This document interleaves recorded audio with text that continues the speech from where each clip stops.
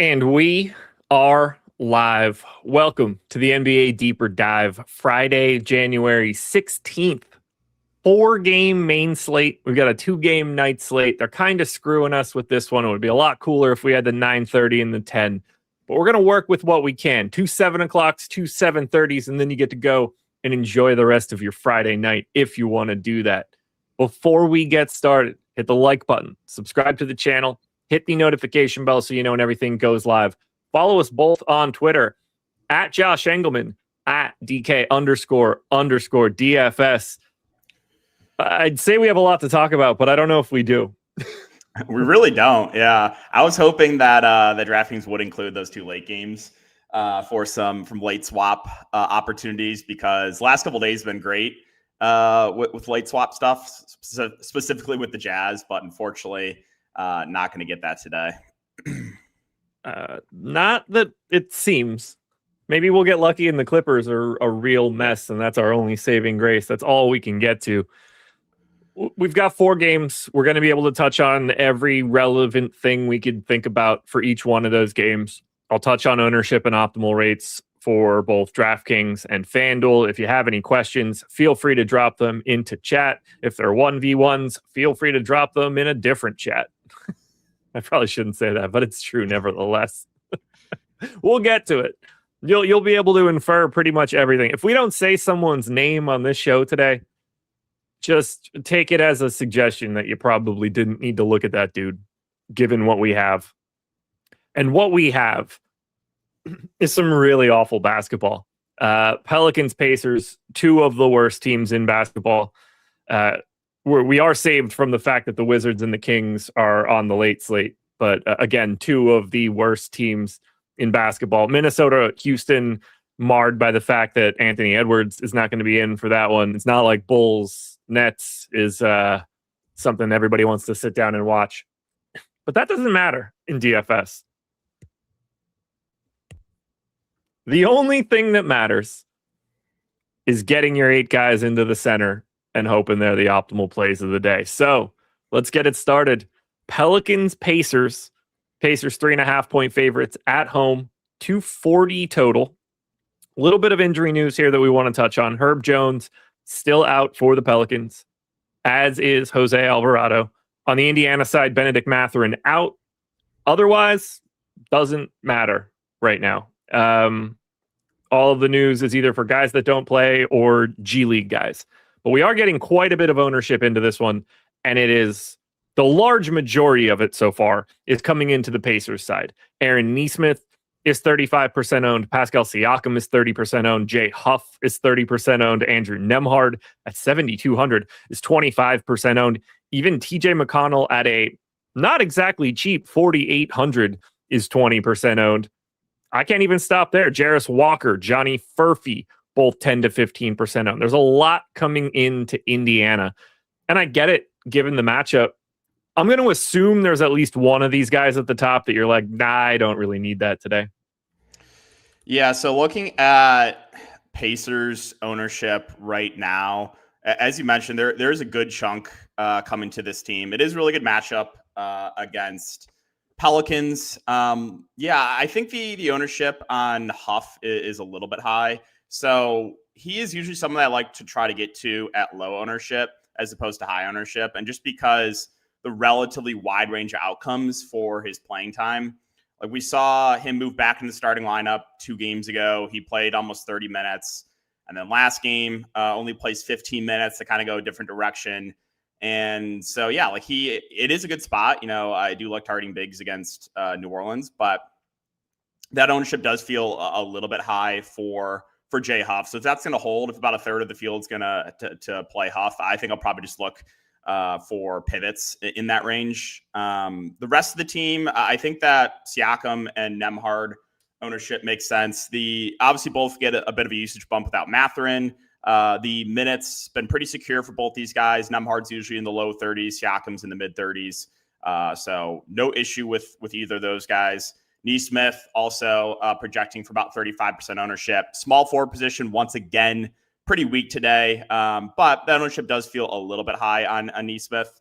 I'm not saying you can't go there, but I think ownership is a bit inflated. With McConnell, he's projecting for about 20% ownership. It's always tough for me to try to figure out what the Pacers are going to do with the rotation. There's a lot of times where there's zero overlap with him and Nemhard, and then there's games where they overlap a decent amount. And so he is a good point per minute player on a slate with not a ton of value right now. So I understand why he is getting some love. The rest of like the really cheap options in the Pacers, a little above 10% to Furphy and Jarris Walker. I think that makes sense. 3,900 for Furphy. Usually been getting like spot starts. Last game though did play 26 minutes. Walker minutes have ticked up a little bit on him recently, so definitely in play on a slate that doesn't have a ton of value. I think getting a guy like Quentin Jackson is probably not the direction I'm going to go on this slate, but. Yes, overall, I think this is a good team to get to, but I think ownership is inflated in a few spots. I apparently am cornering the market on small forwards from the Indiana Pacers.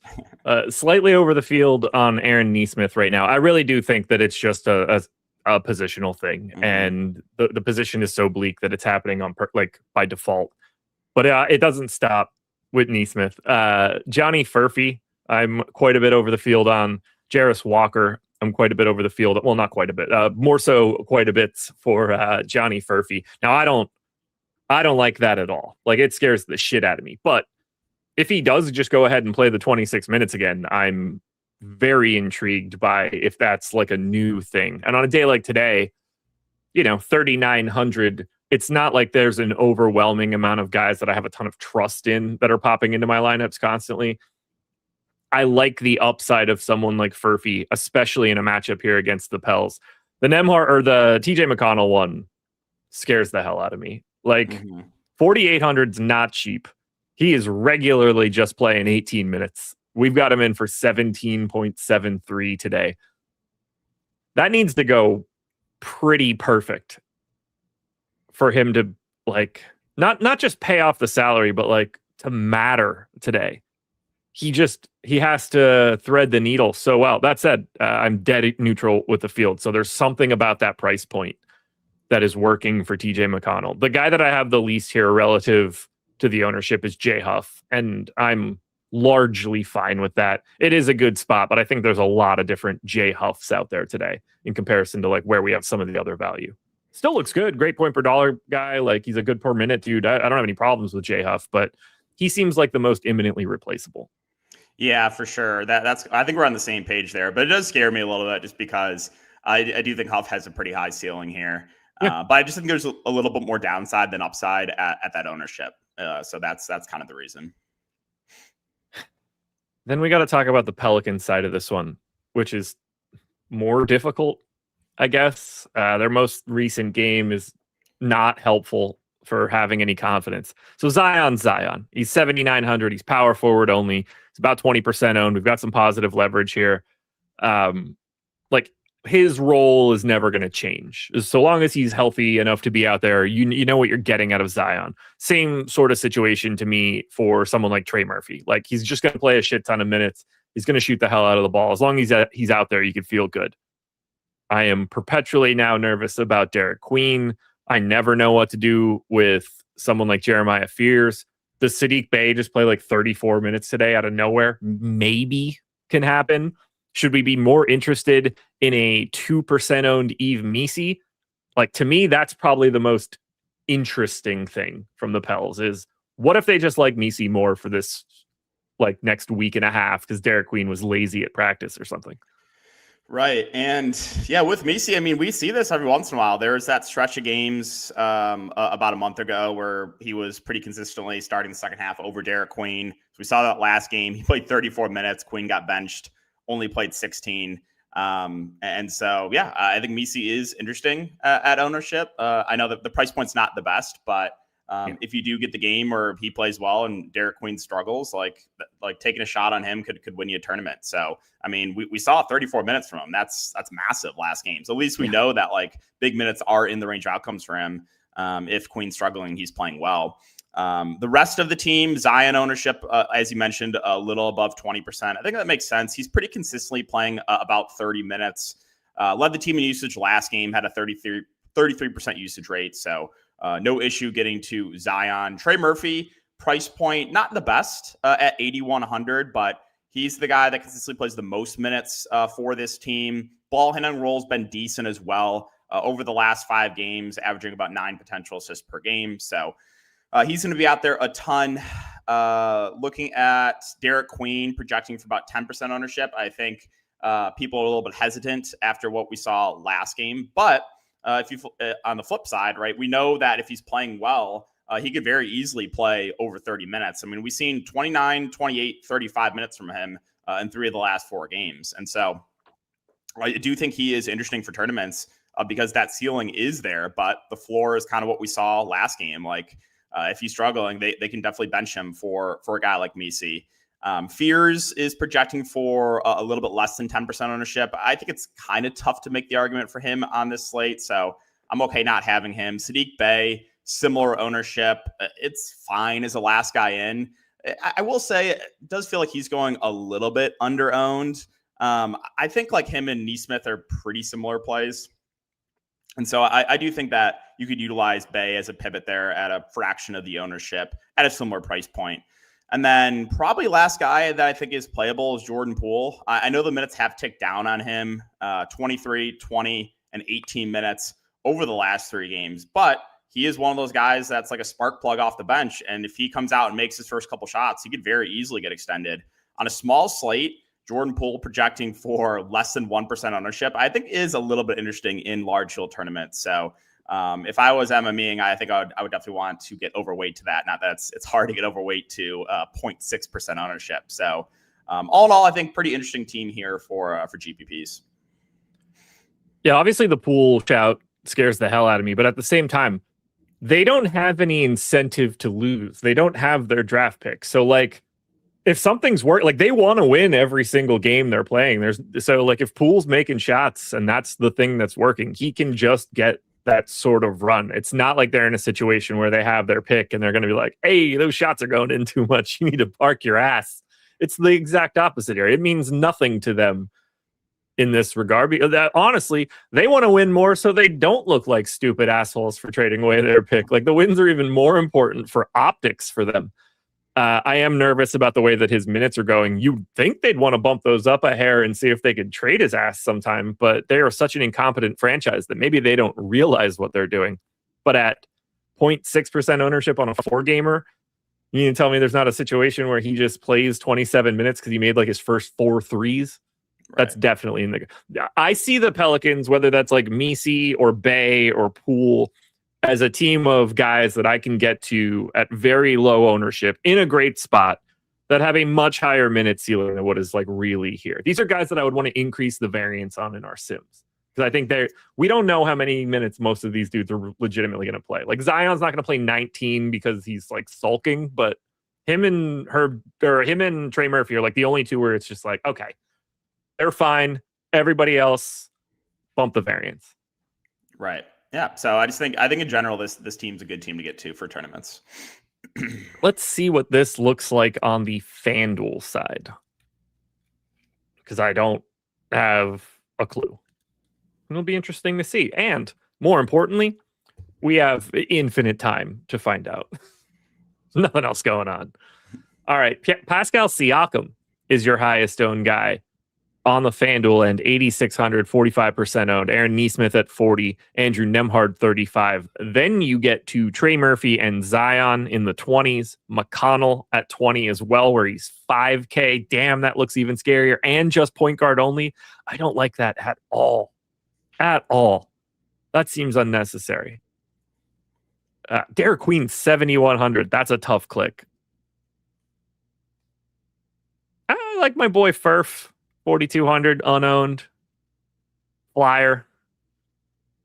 This is a perfect example of if you and I didn't say someone in the Pacers and Pels, just assume there's a reason for that. Because I know on a day like today, it's always like, well, like, what do you guys think about Bryce McGowan's? You know, if it's like nothing. We don't think anything about Bryce McGowan's. You didn't hear his name. He's not on the list. Right. Like, I think we're going to talk about like every playable option on this slate. So Okay. So let's move it to the next one. The other 7 o'clock game for today. Cavs Sixers. Real game. Unfortunately for us, not totally at full strength today. Cavs going to be without Darius Garland, Dean Wade, and Sam Merrill. For the Sixers, we've got a Q tag on Dominic Barlow, which for the most part doesn't matter. I mean, everything matters on a 4-gamer, but in terms of guys having a Q tag, Dominic Barlow is going to carry about as low of an amount of weight as someone can carry on the Philly end. Now, there is not a ton of ownership coming into this one. It's sort of just one dude and then a pack of guys that are all the same. But that one dude is $5,200 shooting guard small forward Jalen Tyson, who is 30% owned, 30% optimal. After that, Jared Allen, Paul George, Donovan Mitchell, Joel Embiid, all 15 to 20%. Everybody else sub 10%. We got to start at the top here. How are you feeling about Jalen Tyson in this matchup? Yeah, so I'm kind of indifferent on him at the ownership. It feels about right to me. He has guard forward eligibility, which is really nice.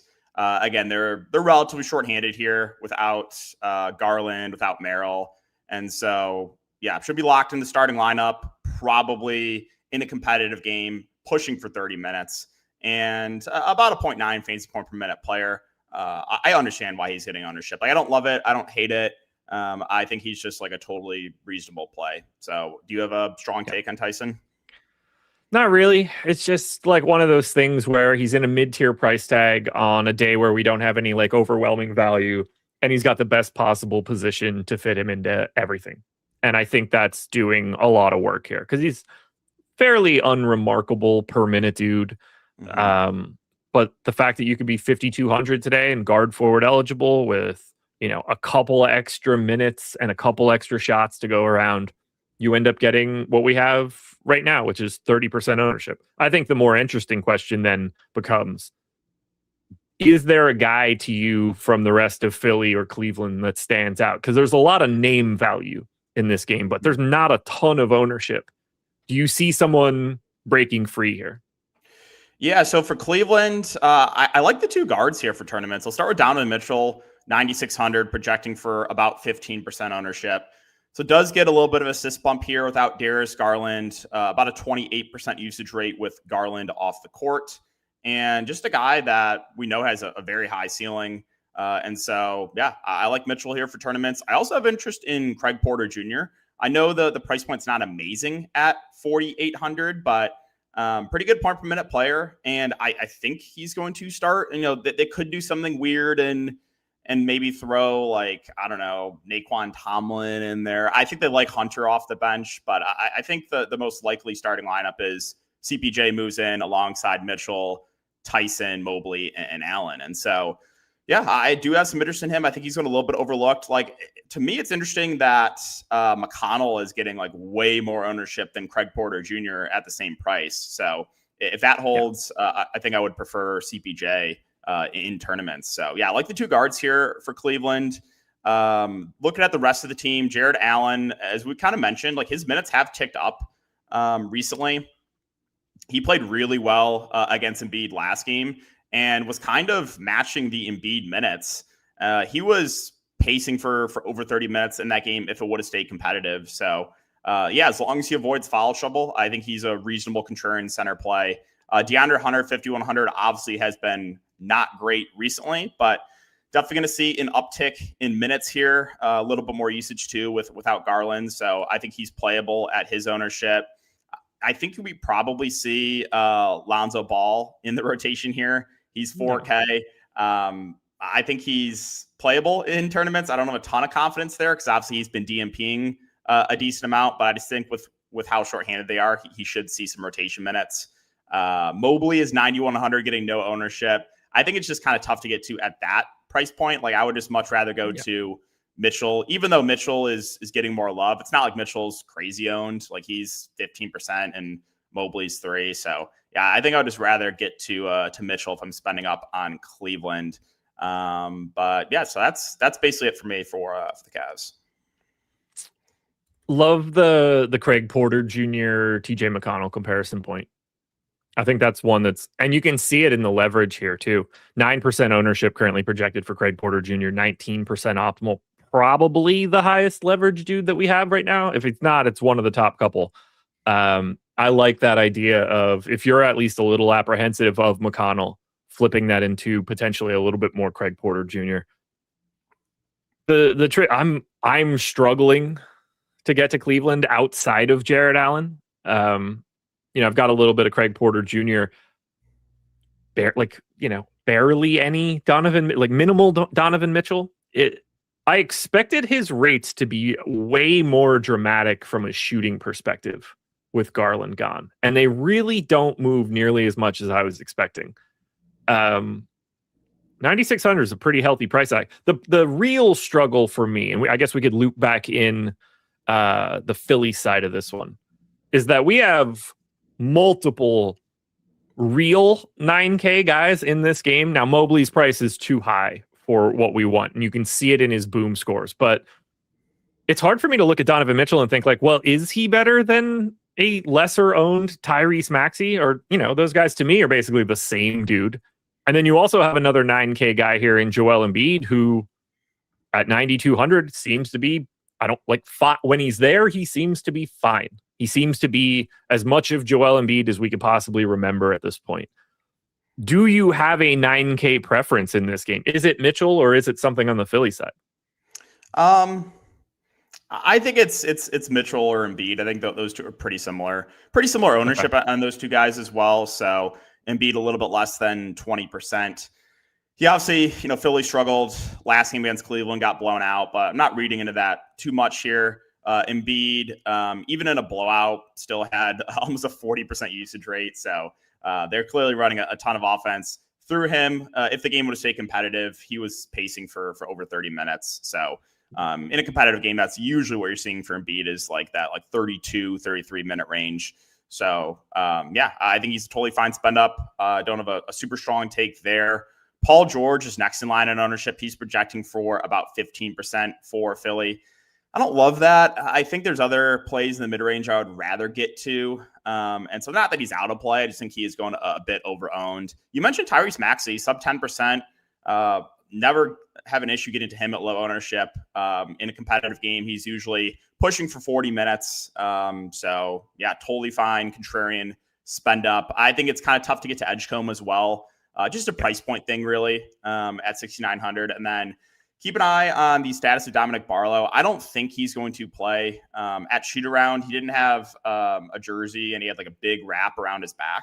And so my lean right now is that he is out. I think if he sits, the most likely starter would be Kelly Oubre, but they could do something weird. They could do like Jabari Walker, I think is possible. We did see when Dominic Barlow got hurt at the beginning of the third quarter, it was Jabari Walker that subbed in for him. So they could do that. Keep an eye on it. If Oubre starts, he's 4,900.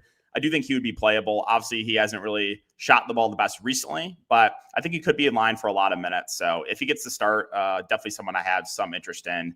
The backup center's not going to mess with it. It has been Bona ahead of Drummond. Drummond played in garbage time last game. And then Quentin Grimes' minutes are way down.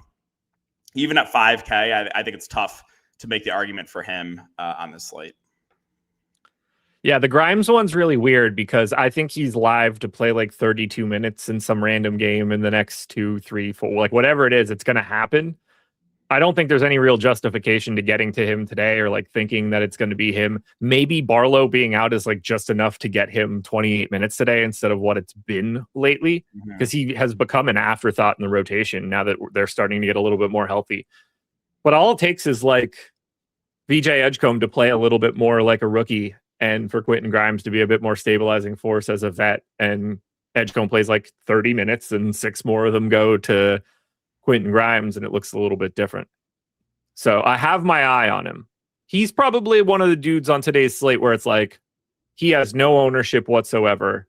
I could see the path where he's just in the closing lineup and plays north of 30 minutes today if it's going in a certain direction, especially in a matchup against Cleveland where even without Garland and without some bodies, like this is a real matchup. This is a future playoff style one where if the moment gets a little too bright for a rookie, they may go to Grimes. I think that's he's a worthwhile lottery ticket today to me.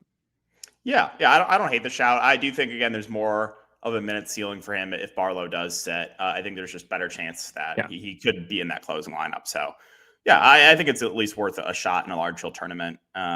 He's sub 1%. So, I don't hate it. Let's pull this one up on FanDuel, see if we're looking any different. I have no idea what Evan Mobley's price is going to be on FanDuel, so he could be a completely different option across these sites. We're about to find out. 33% ownership to Jalen Tyson at 5,100, 30% ownership to Craig Porter Jr. at 4,400. That is looking very different, and we have him with even more positive leverage on FanDuel than we do on the DraftKings side. Evan Mobley, 8,300 on FanDuel, the third most owned guy in this game at 30%. So if you're listening to this show and you're not paying extra special attention, on DraftKings, Evan Mobley is largely an afterthought because of his price. On FanDuel, he's a bit more of a priority, as is DeAndre Hunter, who's 30% owned. Then you get to Donovan Mitchell at 30, Joel Embiid, 25. Jared Allen is still at 20. Paul George is at 20. Maxi's at 20. There's a ton more ownership coming into this game on FanDuel in comparison to on DraftKings. The pricing and the way that lineups need to be built, this is a swing game between FanDuel and DK. I like it. Hey, 2 games down.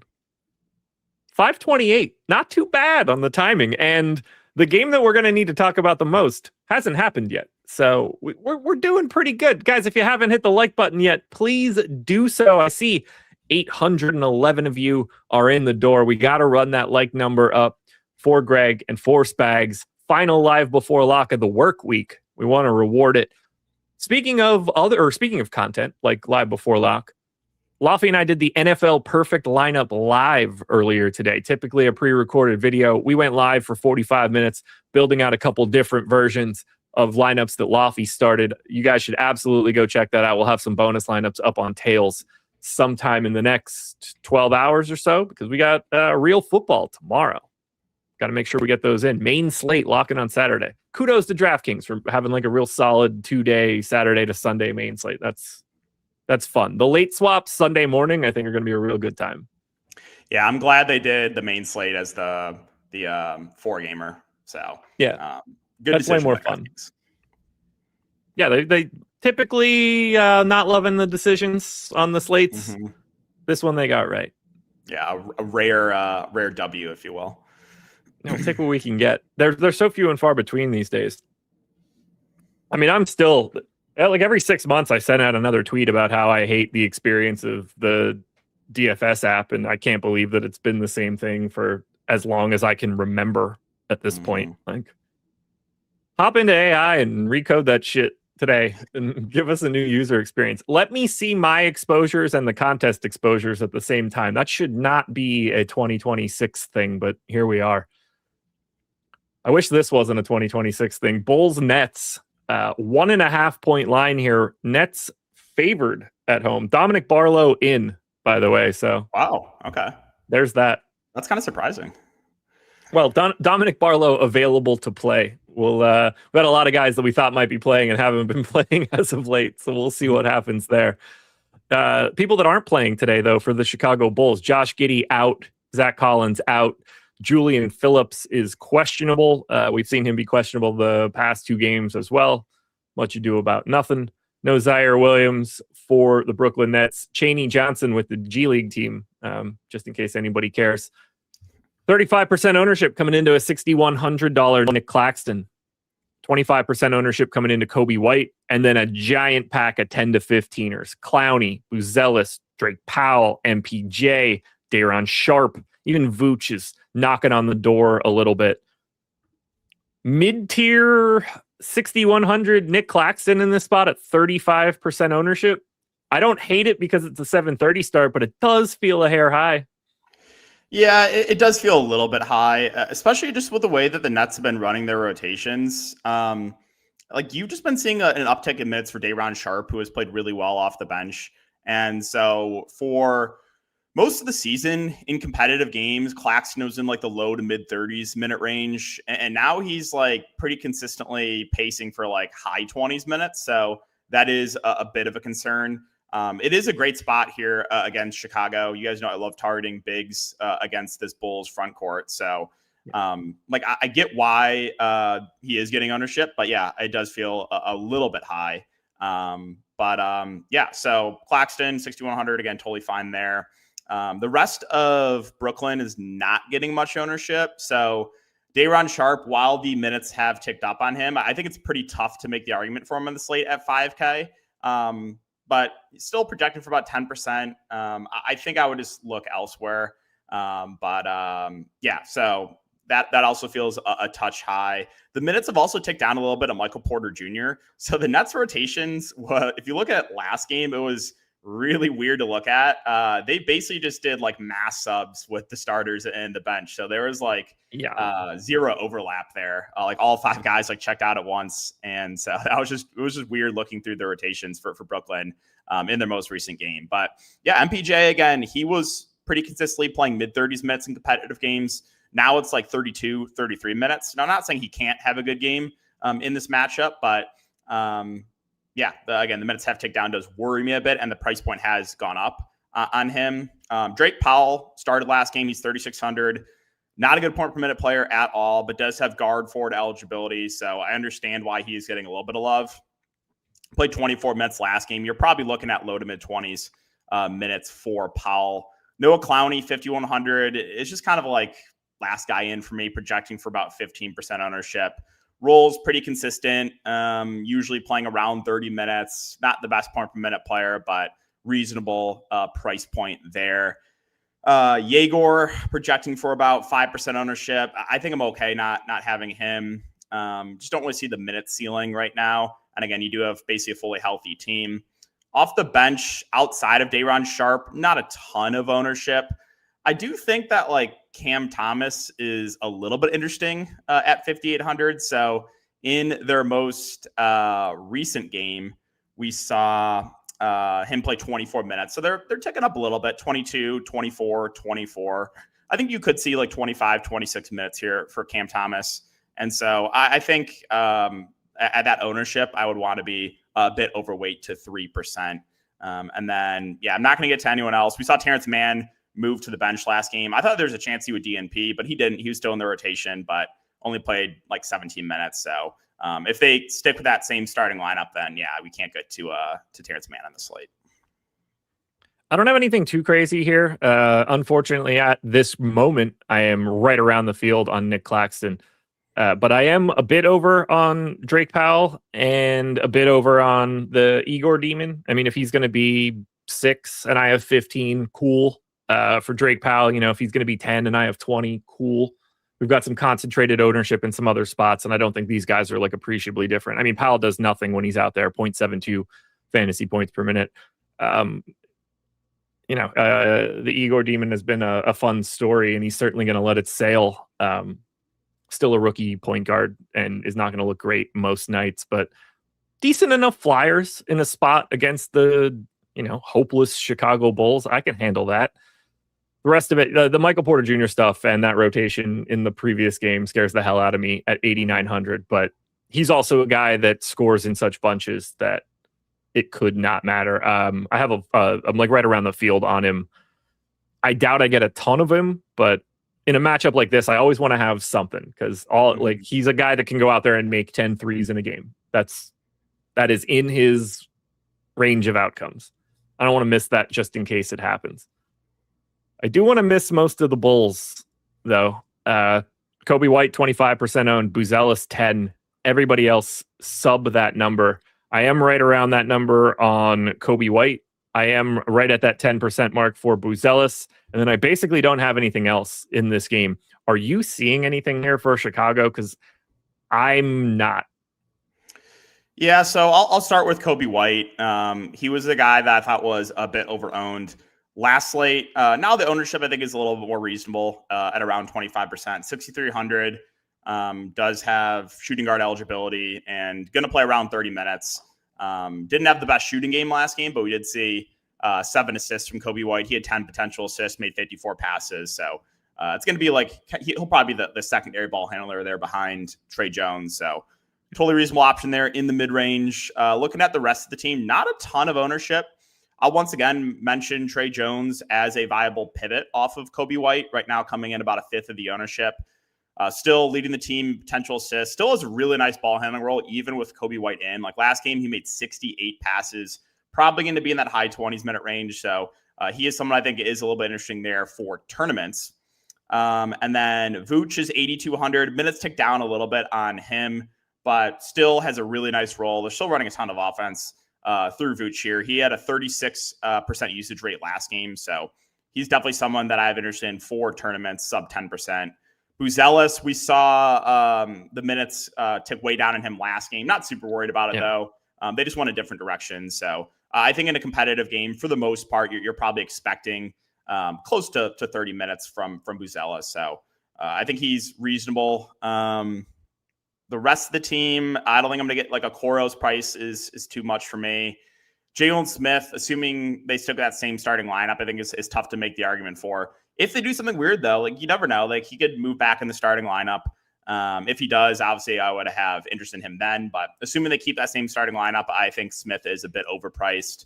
Guys like Io and Kevin Huerter at really low ownership, I think are at least playable. I'm not super confident in either, but they're pretty consistently they're pretty consistent parts of this rotation. We saw 27 minutes from Io last game, basically closed. So those two are viable guys to mix in large field tournaments, but probably it. I don't think I'd get to anyone else. Yeah. I need this to be quiet. I don't see a path to have a bunch of it. I don't see a path where I want to have a bunch of it. I just, like outside of Kobe White, I have such little interest, but I can't get it out of my head that something in this 5K range is going to go nuts here, whether it's Dosunmu, Trey Jones, Kevin Huerter. I feel like one of those pieces is Okoro going to play 30 whatever the hell minutes again as a small forward at a small forward position, like where people are already grasping at straws.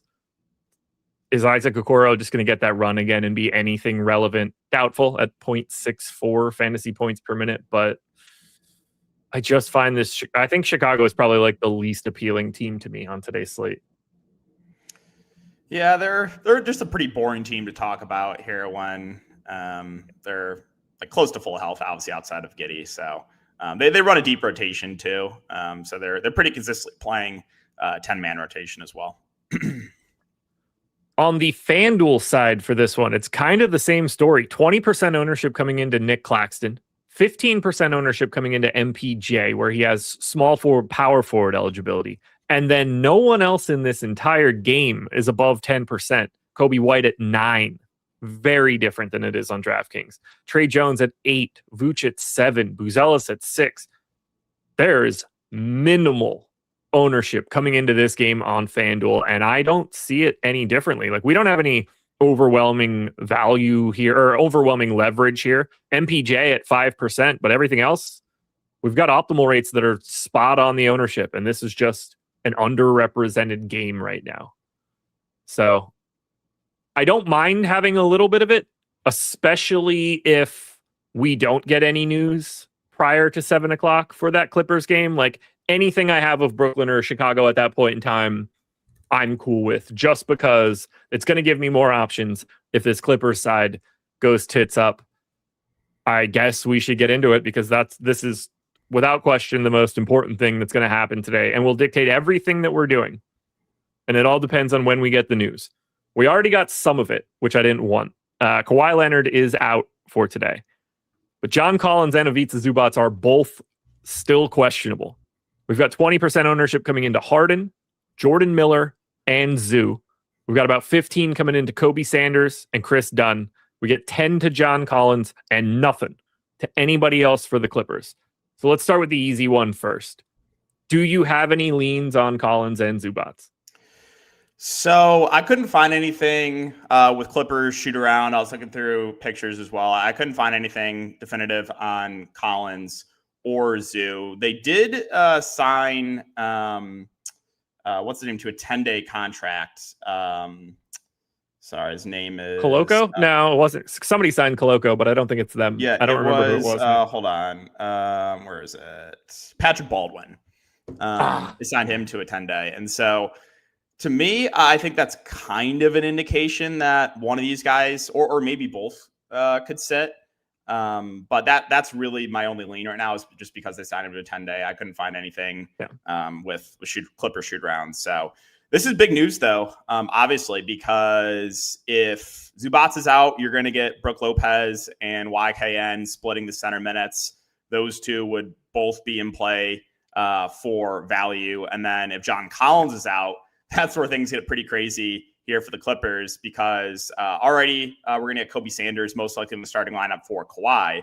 If Collins is out, then do they go Batum in the starting lineup? They could go Jordan Miller. Maybe they dust off Kobe Brown. We're going to get some pretty gross value here for the Clippers if John Collins is out. So this is pretty important news. Again, this is the late game on the slate. So if we do get this news, it might be right around lock or maybe a little bit before. So you're definitely going to have to prepare either way for these guys in or out. So just make sure to have a backup plan, I would say, kind of plan for both to be in or both to be out. So you can quickly make those changes if we get the news, let's just say 5 minutes before lock or something.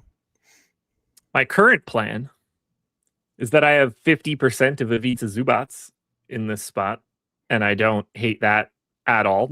Certainly nervous about the Q tag. The true minute ceiling is probably up in the air right now. Typically we know what it is, but if you tell me that it's 32 today, I believe that. But I like the ability to, one, lock this spot up and guarantee myself very easy mechanisms to get to Brook Lopez or to get to Niederhauser. I also have 40% of James Harden at this moment. I'm very happy with that. Probably something that's helping to keep me away from Donovan Mitchell / Tyrese Maxey right now is just getting to more Harden and more flexibility. I've got a little bit of Jordan Miller at this moment, but all of this could change so dramatically if one or both of those guys are out. Even in particular, if Zubats is out, the level in which Brook Lopez and Niederhauser are going to be under-owned is going to be massive, just based on what this slate is. And then Collins creates its own set of trickle-down effects, but we know exactly what we're getting if Zoo is out. There's a clean path to those two dudes right away. Right. If it's Collins as well, things get absolutely nuts. Yeah, Collins, again, will be the tricky one. Like I said, I just think they could go a lot of different directions. Yeah. But, yeah, the most recent game that Zoo missed, we saw Brook Lopez. He got the start. He played 21 minutes, but they actually they closed with YKN or close to. I know the last few minutes they went small ball. But, yeah, that was YKN played really well off the bench. And it would be interesting to see if Zubats gets ruled out, what the ownership difference is between him and Lopez. Obviously, I think Lopez would be the more optimal play for sure. But I do think that YKN would certainly be in play there. So, again, big news to keep an eye on. But looking at the rest of the team, so you mentioned James Harden. He's projecting for about 20% ownership. So with Kawhi Leonard off the court this year, Harden gets a nice usage bump. He goes up to about a 34% usage rate. I don't think that's a surprise. A lot more offense going to be running through James Harden. Not necessarily the best matchup here, but the rates are going to be insane for Harden here. So like the upside on him, even though the price point is up a bit. You mentioned Zoo. I think if he plays, he's a pretty good play. 6,700 minutes, slight concern. Obviously, he's been dealing with some injuries, but I do think he is someone that is an interesting tournament play, assuming he is in. Jordan Miller projecting about 20% ownership at 4,400. On a slate that lacks value, I get it. He's got guard forward eligibility. His minutes have been pretty secure. Played 34 minutes last game, so totally reasonable value play there. Obviously, I think he looks better if we get one or both of Collins and Zubats out. Kobe Sanders projecting for about 15% ownership. I don't love that, and just because he's not a great point per minute player, and so you definitely need the minutes to be there. So that holds. I think I'm okay just getting to maybe looking to some pivots in that range. Chris Dunn also projecting for about 15% ownership. So Didn't close last game, didn't play at all in the fourth quarter. Little bit concerning, 21, 23 minutes over the last 2 games. But 3 games ago, he played 38 minutes. So the minutes kind of do fluctuate on him. Sometimes he's in the low 20s and not closing. Sometimes he's playing 30-plus minutes. And so, like, a fine tournament play, but again, relatively wide range of outcomes. I still think for his minutes, I think better chance that the minutes on the higher end if you get one or both of Collins and Zoo out as well. Batum 4,100, I think, is overpriced. But if Collins is out and he moves into the starting lineup, I think he's definitely going to be playable. So, yeah, the Clippers, I think this is the key to the slate right now with these 2 questionable tags and exactly when we get this news. Okay. I don't know if you saw this tweet. I don't even know if I brought this up on the show. Emmanuel quickly out. Nick Batum has played 810 minutes this year. He's made 63 field goals. How many do you think are 2s? It's got to be a very small amount because all he is standing around that 3-point line. I don't know. I would say maybe 5% or 2s. He is 3 for 7 from 2 this year. I'm going to assume at least one of those is just like his foot was on the line. Yeah, or like one of those has got to be like a fast break where he just gets like a layup or something. Yeah, he didn't get back, and it's just like a cherry-picked bomb over the top. Yeah, 3 for 7 from 2 this season in 810 minutes. He's 60 of 145 from 3. That's a crazy stat line. Yeah, I saw it. It was one of those days where like they had a couple Q tags like a week or 2 ago, and I was looking through the Wowie data, and I was like, oh, I think there's a bug in this shit. Like, this is telling me that in whatever sample I had, like Nick Batum had 1 made 2 on the season. I was like, what? There's no fuck. And then I pulled it up. I was like, oh my God, he's just literally never doing it. He just doesn't go inside the arc. It's like the floor is lava, basically, for him when the game is going. It's bonkers. So we're obviously waiting on a boatload of news on the Clippers side. But what's really interesting about this game and what really helps us out here is that we also have a ton of ownership on the Toronto side that is going to make this late swap situation even easier for us to move it around, and why it's so important to be using the late swap tool tonight. We just got the news that Emmanuel Quickly is out. We got the confirmation that Mamu is in. He was probable, quickly got downgraded to doubtful. Now he's officially out. 50% ownership right now to a $5,200 Jamal Shed. Pretty sizable negative leverage there, but we'll get there. Brandon Ingram's 30% owned. Scotty Barnes is 20% owned, coming off of a monster in this same situation 2 days ago. Murray Boyles is 10. And then we can start having some conversations about these ancillary shitty dudes that are going to play some minutes for the rest of Toronto. But let's start on the Shed. What do you want to do here? 5,200, massive chalk. Clearly in a cash game, you're slotting him right in. I don't really know how I get away from him until late swaps. Yeah, I kind of agree. Like it does feel, I don't know, the ownership does feel a little bit high. Obviously, the usage hasn't been super high for Jamal Shed, but the ball handling role has been great. Since he moved in the starting lineup, he's averaging about 60 passes made and 16 potential assists per game. So it is nice. Like I said, it does give you some late swap abilities here with the Q tags on the opposite side. So right now projecting is one of the better point per dollar values. But if both guys for the Clippers get rolled out, then maybe you can again move some stuff around and get off them. But yeah, totally understand why he is projecting well on this slate. Still no RJ Barrett, still no Emmanuel Quickly. So we're going to get really nice usage for both Brandon Ingram and Scotty Barnes. Not a surprise, Ingram led the team in usage last game, about a 30% usage rate. Scotty Barnes, about 28% usage rate. Scotty Barnes has been the secondary ball handler here over the last 3 games, averaging about 13 potential assists per game, which does raise his floor a bit. You should get pretty big minutes for both those two. So last game, they basically ran an 8-man rotation. You saw 7 minutes for Elijah Martin and just a minute there for Mobo or 8-man rotation. Yeah. And just a little bit of Mobo there in garbage time. So we do have Mamukla Shvayli back. So that is one more body in the rotation here. But again, Jamison Battle is out. So Toronto, when this team's been close to fully healthy, they've been kind of spreading out the minutes a bit, but I do expect them to run a bit tighter here. So I think big minutes for Barnes and Ingram. Again, rates are good in both those guys. Low total game, but still think they're good spend ups. Ingram around 30%, Barnes around 20%. Now, CMB dealt with a little bit of foul trouble last game. He played about 16 first half minutes, still got to about 33 minutes. With Mamu there, I do think the minutes probably tick down a little bit. But, been a pretty consistent part of the rotation. He's been playing well. So I think if he avoids foul trouble, he'll probably be around that 30-minute mark. Does have power forward eligibility too, which is nice. So around a little above 10% ownership. I think a totally reasonable play there in the mid-range. If we're looking at the rest of Toronto, I am curious who that fifth starter is going to be. I think it could be a lot of different guys. It could be Agbachi.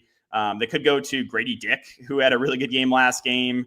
Elijah Martin had been playing a decent amount, and then last game just got cut out of nowhere. So I am curious to see where they go with that fifth starter.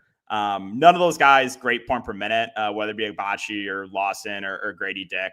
But yeah, so I'm a little bit unsure of where they go with that fifth starter. Do you have a lean? We've gone with Agbaji right now in relatively light minutes, 21 and a half. Realistically, I think that they could be moving that around, and I don't think we should have any real confidence in who it's going to be. And all of these guys are so similar. They all have MPEs outside of Martin. I don't think it's going to matter too much outside of what you're going to want to do just from late swap purposes. At this moment, I've got 80% of shed. Now, what that ends up by the time this game locks, don't know, but I'm happy to have it given the setup.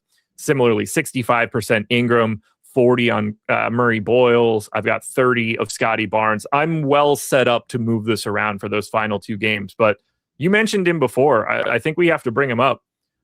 Now, obviously, there was no Mamu in this game. I don't know how much that really matters for these particular minutes, but we saw him get 30 minutes last time out. Are you getting any dick today? So right now, probably not, but at least we know that minute ceiling is there for him. He had about a 26% usage rate last game, had one of his best games of the season. So I do think he's at least playable, but before that last game, his minutes were way down. He was close to DNPing 12 minutes 2 games ago, 11 minutes the game before that. Obviously, I know a little bit of a different scenario here with some of these guys out. But I think of those gross Toronto Valleys that we mentioned, I will say I think he's probably the guy with the highest ceiling of that group. Okay. So right now you don't have any dick, but maybe after a couple drinks. Well, yeah, exactly. Oh man, these jokes are just, I know it's low hanging fruit, but I'm still a child in my brain. It will never not be it's just funny permanently. I can make that joke forever. Yeah, Pete Wheeler gets sophomore jokes for the win. Yeah, it's I wouldn't know how else to do it. I mean, his life must have just been miserable. As it had to help. What is it like to be a senior in high school as Grady Dick, and you're going in and you're gonna fuck up whoever you're gonna play. You're obviously the best dude on the floor, and the other team is oh my god, we're gonna yell the most ridiculous shit at this dude for the next 2 hours. Yeah, I know what I was. I know the person that I was going to friends' games and the teams that they would play. And I was never given a gem like this to work with. It was I tried to be creative, but I would have got suspended. That's just what it would have been. Because I tried all sorts of shit in high school. I did one. I smuggled in a beach towel of the team that my friend was playing. And I smuggled in a poster board sign as well in my jeans. And the sign said free toilet paper. So I attached the towel to it. And it was just a big, the other team with their big logo. And I just stood under their basket during warmups immediately. Not allowed to stick around for that one. That one was pretty good. We had another one where rivalry game, senior year. Kid on the other team got suspended for the year because he punched a kid during a game and knocked him out. And I knew this kid, he was a friend of mine, grew up playing sports with him. So I made a his last name is a knockout sign hung like handcuffs and boxing gloves on it. I wasn't even allowed to get into the gym. I was trying to screw with these people, so they would have never even given me the opportunity to get at Grady Dick here. They would have just been like, no, get out. You were a huge troll in high school? Had to be. Yeah. Had to be. Yeah. You could control high school basketball games by being a good crowd. Like, you can take kids out of games, and I was in for that. It was fun times. It's fun times, man. I lived for high school basketball. It was so much fun. The good old days. All right. We got a couple minutes left before we got to dip on out of here. Prediction time. Ivica Zubac, in or out? I'm going to say out. Okay. John Collins, in or out? I'm going to say out too, but those are not confident. Okay. If it's John Collins out, Zubac out, what is your predicted starting five for the LA Clippers? I think the most likely starting five would be Harden, Brook Lopez, Dunn, Batum, and Kobe Sanders. But I could do so. I think they could do something weird and like dust off Kobe Brown and throw him in the starting lineup instead of Batum. But I think Batum is probably the most likely candidate. That feels the most likely situation for me. We'll see. I mean, we know what he's going to do when he's out there. That's for sure. But he'll be standing in the 3-point line. I think if it's both of them, it goes. Lauri Markkanen still sick for Saturday. That's incredible. He must have got what Porzingis got or something. Did they rule? Oh yeah, listen, out already. Damn, that's What's he out with? The Blues? I mean, what's happening here? It's insane. I love it. I love it so much. Jazz just don't give a shit. They're gonna be like, all right, we'll cut some $1 million check in a week for tampering with the injury report. And they'll go about their business because they got to do everything in their power to keep that draft pick. Because if they fall out of that with like a 2% chance, Danny Ainge is gonna lose his mind. Lauri's probably totally fine. They're just like fake a cough or something, Lauri. So I mean, that's a 3-game illness. I know. That's a long time. Well, DK, we made it to 5:59. We didn't even have to touch on those 2 night games. I told you we had plenty to talk about, but we still have one more thing left to talk about. You got to tell the people where to find you. Yeah, you guys can find my content over on Tails. Still running a 40% off discount code DK2026. So if you guys are interested, check that out. But yeah, DFS, player props, all that good stuff. I do streams every single day before lock for DFS, kind of game theory focused, help you build lineups. So yeah, I'll be live in about 30 minutes.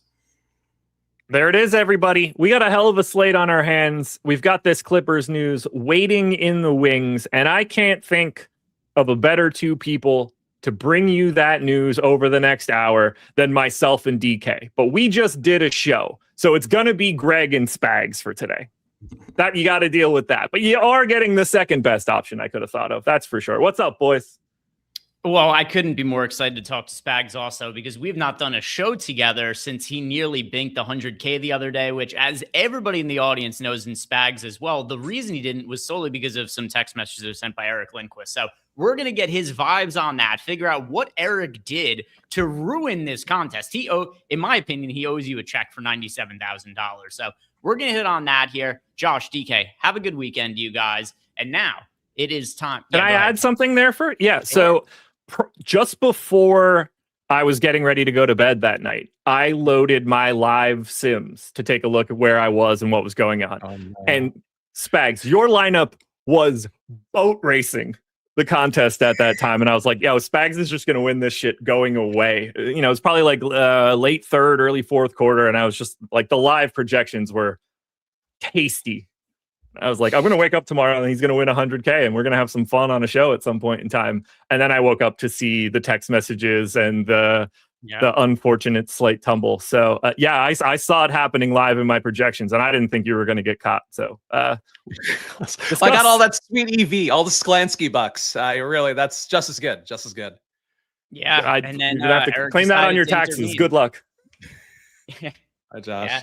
He had it if it was only not for Eric intervening. I mean, blowouts may have played a role also, but I think it had more to do with Eric than anything else. But that is what threw off the live projection that Josh referencing probably a little bit, is that the starters were coming out of the game. But I am wondering, Eric texts you. So if you guys didn't see, it was Tuesday. Was it Tuesday night or Wednesday night? I'm trying to remember. Tuesday night, yeah. So Tuesday night, Spags holding first place in the $5 150 max on DraftKings, 100K to first. There's like a gazillion people in that. I think 44,000 is the actual amount, but a gazillion, same thing. And 70,000.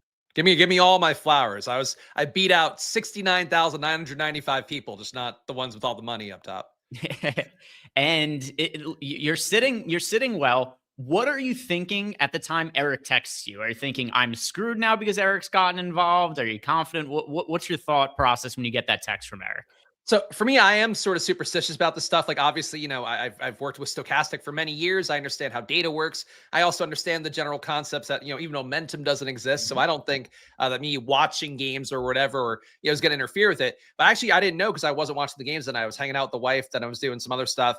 And then I actually saw from somebody in my Discord, like, oh, you're in first place. So I was like, oh, that's fun. Let me keep an eye on this. And then I kept, like Josh mentioned, I was moving up pretty meaningfully because Minnesota was blowing out whoever they were playing that night, and like things were moving in the right direction. I had some really good, unique players left as well. And once I heard from Eric, I'm like, this is like bad form. Like, I don't think this is good gambling form to be like, hey, can't wait to see you win all that money that's coming up with like a quarter and change left. So, and I, you know, I love Eric. He's like a sweet human being. You know, we can make fun, all that. Great guy. I'll take the friendship in exchange for this. But I was like, are you kidding me? Like, this is like absolutely a jinx to hear from somebody before I've won the money. So yeah, for me, immediately as soon as I heard from him, I'm like, oh, that's not good. And then I was watching the games. I'd put him on because I'm like, well, I got to get this sweat in if I'm going to do it. And then, like, you know, Şengün was just having a tough run. And I'm like, oh my God, it's getting worse the more that I'm texting with Eric, like literally in front of my eyes. Everything that I needed to happen was not happening. Trey Murphy was off the court for like a really long stint. So it was just like the worst of all the world. So yeah, it was a really bad sweat. I didn't enjoy it. But yeah, Eric really just like the Grim Reaper knocking on my door, and for me to not win money, to lose 97K, quite literally. Yeah, he'll do that. The other thing too is the way that Eric sweats his lines. It's like the first score he texts me, I'm winning today. So like Eric also is the inverse, where it's like, you know, his nuke of the night scores 3 fantasy points in the first 2 minutes. He's like, this is my night. It's time to let the world know. So I could see where he sees somebody actually in first and gets a little overconfident. Yeah, and the funny thing too is a guy in my Discord too, Will, who I don't know if he watched stochastic shows or not. He won 100K yesterday, and I'm like, or no, yesterday, 2 days ago, Wednesday, because he gave me money yesterday, like very generous tip. Shout out Will. But like unbelievable. Like, it's so Skull Crusher wins a stochastic user on Tuesday that I don't get there thanks to Eric. The next day, somebody in my Discord who watches all my shows uses like my actual data that I upload. He uses that. He won 100K. I'm like knocking around, Greg. I feel like you're going to win tonight because I can't do it, but everybody around me, I'm the good luck Chuck of these situations. We do have a super chat here from 1-2. He says, is Eric's friendship worth $97,000? Crazy take. I mean, like there's so like, I haven't told you guys this, and don't tell Eric either. So we'll keep it on the down low. This is just between me, the microphone, Spags, and everybody else. Eric doesn't get paid a salary. We've been telling him that everybody here gets paid in animal crackers, and he doesn't know the difference. Like, there's like very cheap labor. There's benefits to have. He's not very smart. So like there are tremendous benefits to having him around, but no, it's certainly not $97,000 worth. Yeah, well, I mean, that's all the friendship too that he gets from working here. That's that he's like, oh, that's worth it. I don't need a salary because I'm getting all this friendship. Yeah, and the animal crackers. He's really big. Like whenever it's end of the year bonus they're doing, he's like, I demand 2 boxes of animal crackers, and we're like, all right. He doesn't even know he got 3 the year before. So yeah, he's easy to negotiate against. It's no big deal on that part. Let's see. Yeah, no more super chats. By the way, it is a smaller slate here. Only 4 games, a little bit more liberty to do what we have to do when we have time to kill, which is usually, make fun of Eric a little bit. But only 4 games. I'm kind of happy neither DraftKings nor FanDuel included the late 2 games on this slate. So no Washington, Sacramento, or Minnesota, Houston to talk about. But it doesn't mean, Spags, that we're short on injury situations. The Los Angeles Clippers, no Kawhi Leonard. Finally, they rule him out. All these games, they list him as questionable with the ankle deal. And you have to think one of these times they're going to give him a night off. And they finally decided that today on the road against Toronto, kind of odd. His former team, this is where they decide they're going to give him the night off. They decide, is this about not home against a very easily winnable matchup against the Wizards, but on the road against Toronto, that game not for Kawhi. We still have Ivica Zubac and John Collins both listed as questionable. So I'm curious to hear from you. Do you have a strong lean on whether Zubac and or Collins will be in or out? I mean, Collins, so he hurt himself like in warmups last game, so then wasn't able to go. I would presume that that means it's not great for him to play today, and definitely possible that he's off today. For Zubac, I really don't have any read. I know DK was talking about it. I looked it up on Twitter too. There's nothing really to indicate the shoot around, like who was starting, who was not, who was available, who wasn't. So like I don't have a lean on that front either. I right now hope Zubac plays because he looks pretty good, but I'm prepared to swap around if I have to. I mean, I think at that point, Brook Lopez would become the better play. Niederhauser backing him up, another guy that's produced pretty well per minute, would become live as an option as well. But at this point, I think if you get more Clippers out, if you get Collins and Zubac out, I mean, I don't know how you don't get some more Harden. Right now, I'm at 25% of my lineups with him, but if they're just going to go fully shorthanded, it almost makes up for the fact that game is such a brutally low total and not great pace and all that. Hey, look who's here. It is our friend Eric. It is also true that if you talk about him enough anywhere on the internet, he just appears. It's quite a knack of an ability that he has. And let's see, I think we got some other super chats on the situation here. 1, 2, yeah. Trolling Eric here. I'm 80% sure they both sit. So right there, 1, 2 is calling back to the other day when Eric was very confident Jamal Murray would not play, which he ended up playing there. And then we got a super chat from Vargas Mercy. Thanks, Greg, on my $290 win from tailing you on tails. You're welcome. I've been on a very good run over on tails. We won a same game parlay, which if I'm going to be totally honest with you here, Spags, very, very lucky. I did not think Moussa Diabate was going to play yesterday. So I took some same game parlay overs on Kalkbrenner. They were very, very low lines. I was like, all right, well, if Diabate is going to be limited or sit, we get to start from Kalkbrenner. And then like the lines were crazy lows, like 6.5 points, 4.5 rebounds, something like that. So like, I'm going to same game parlay these guys up. And what happens? I post it. I explain why I don't think Diabate is going to play. Maybe 5 minutes after posting it, Diabate gets upgraded to probable. I'm like, oh boy, I'm going to end up looking like an idiot. And then Kalkbrenner comes off the bench and just smashes and easily hits his over. So our same game parlay, it won last night. And I've got another one posted for today over on Tails. You guys could either go right over to tails.bet or I've got a link pinned to my Twitter profile. But yeah, we've been running good. I've won nearly actually every single slate since just before Christmas from my bankroll thread too. There's only been, I think it's 4 losing slates since December 22nd, my daily bankroll thread. So go check all that over on Tails. And of course, all of it is free as well. And follow all the rest of the guys at Stochastic there while you're at it as well. But thank you for the super chat there, Vargas Mercy. So I don't. You must not be getting any text from Eric during these bets. No, not at all. Not at all. The second he starts texting me over the course of the night, it is finito, dunzo. That's the end of the run. But yeah, right. I think he doesn't know about him yet, so that's what's been good. Actually, he did actually interact with the Kalkbrenner one yesterday. But even the good run of Kalkbrenner could not be offset by Eric's black cat or breaking mirrors, whatever the other superstitions were. We're able to survive that one yesterday. I also don't have a super strong read on the Zubac and John Collins situation. Just my gut feeling is that Zubac sits and Collins plays. But once again, just kind of a best guess. When it came the other day to John Collins, the other thing too is he gets whatever it was, tightens up and shoot around, whatever it is. One thing I think kind of makes me feel a little bit better about the Collins situation is they didn't actually rule him out right away. They downgraded him to questionable and then ruled him out like 30 minutes later, which makes me think that when he first got hurt, they still thought there was a chance he was going to be able to play in the game. So that's the one reason that I kind of read into and think he could be out there, but I don't have a super strong lean on it or anything like that. But we should discuss what ends up happening to some of these Clippers guys in the event. Well, number one, we already know that Kawhi is going to be out, but then also in the event that we do not have Zubac and or John Collins, is there anybody that immediately stands out to you as a potential gainer on the value end from the Clippers for tonight? Yeah, I mean, I think to me, the big situation would be the one that's definitely got the most to gain, where if you do get both Collins and Zubac out, I mean, that's all the big minutes that you need to fill Lopez, to fill Niederhauser, as, probably guys that are still going to mostly split 48 minutes. But I guess potentially they could play a few together just out of necessity, depending how the game is looking. But I think, the spot for me, and I was actually looking it up because I thought Collins had hurt his ankle, and I was going to say, like, well, maybe he took a half hour and it swelled up, but he actually hurt his groin. So, like, I guess that he could have taken a half hour and that swelled up. That'd be a different situation entirely for John Collins. But groin injuries, I feel like never something I feel the most confident about in terms of playing through. So, yeah, I still wouldn't be shocked there. But really, the biggest thing to me is just having Kawhi out. I mean, that alone makes Harden about a 1.4 fantasy point per minute player. So I think you want to get there. But I think you'll have decent value for sure if you do get the two bigs out, even one of the bigs out. I think at that point, Brook Lopez comes into the picture. Niederhauser probably not so much if you only get one of Collins or Zubac out. Whenever a player has a groin injury, it always makes me think about the Mickey Mantle thing. Do you have any idea what I'm referencing? Mm-mm. So there was like,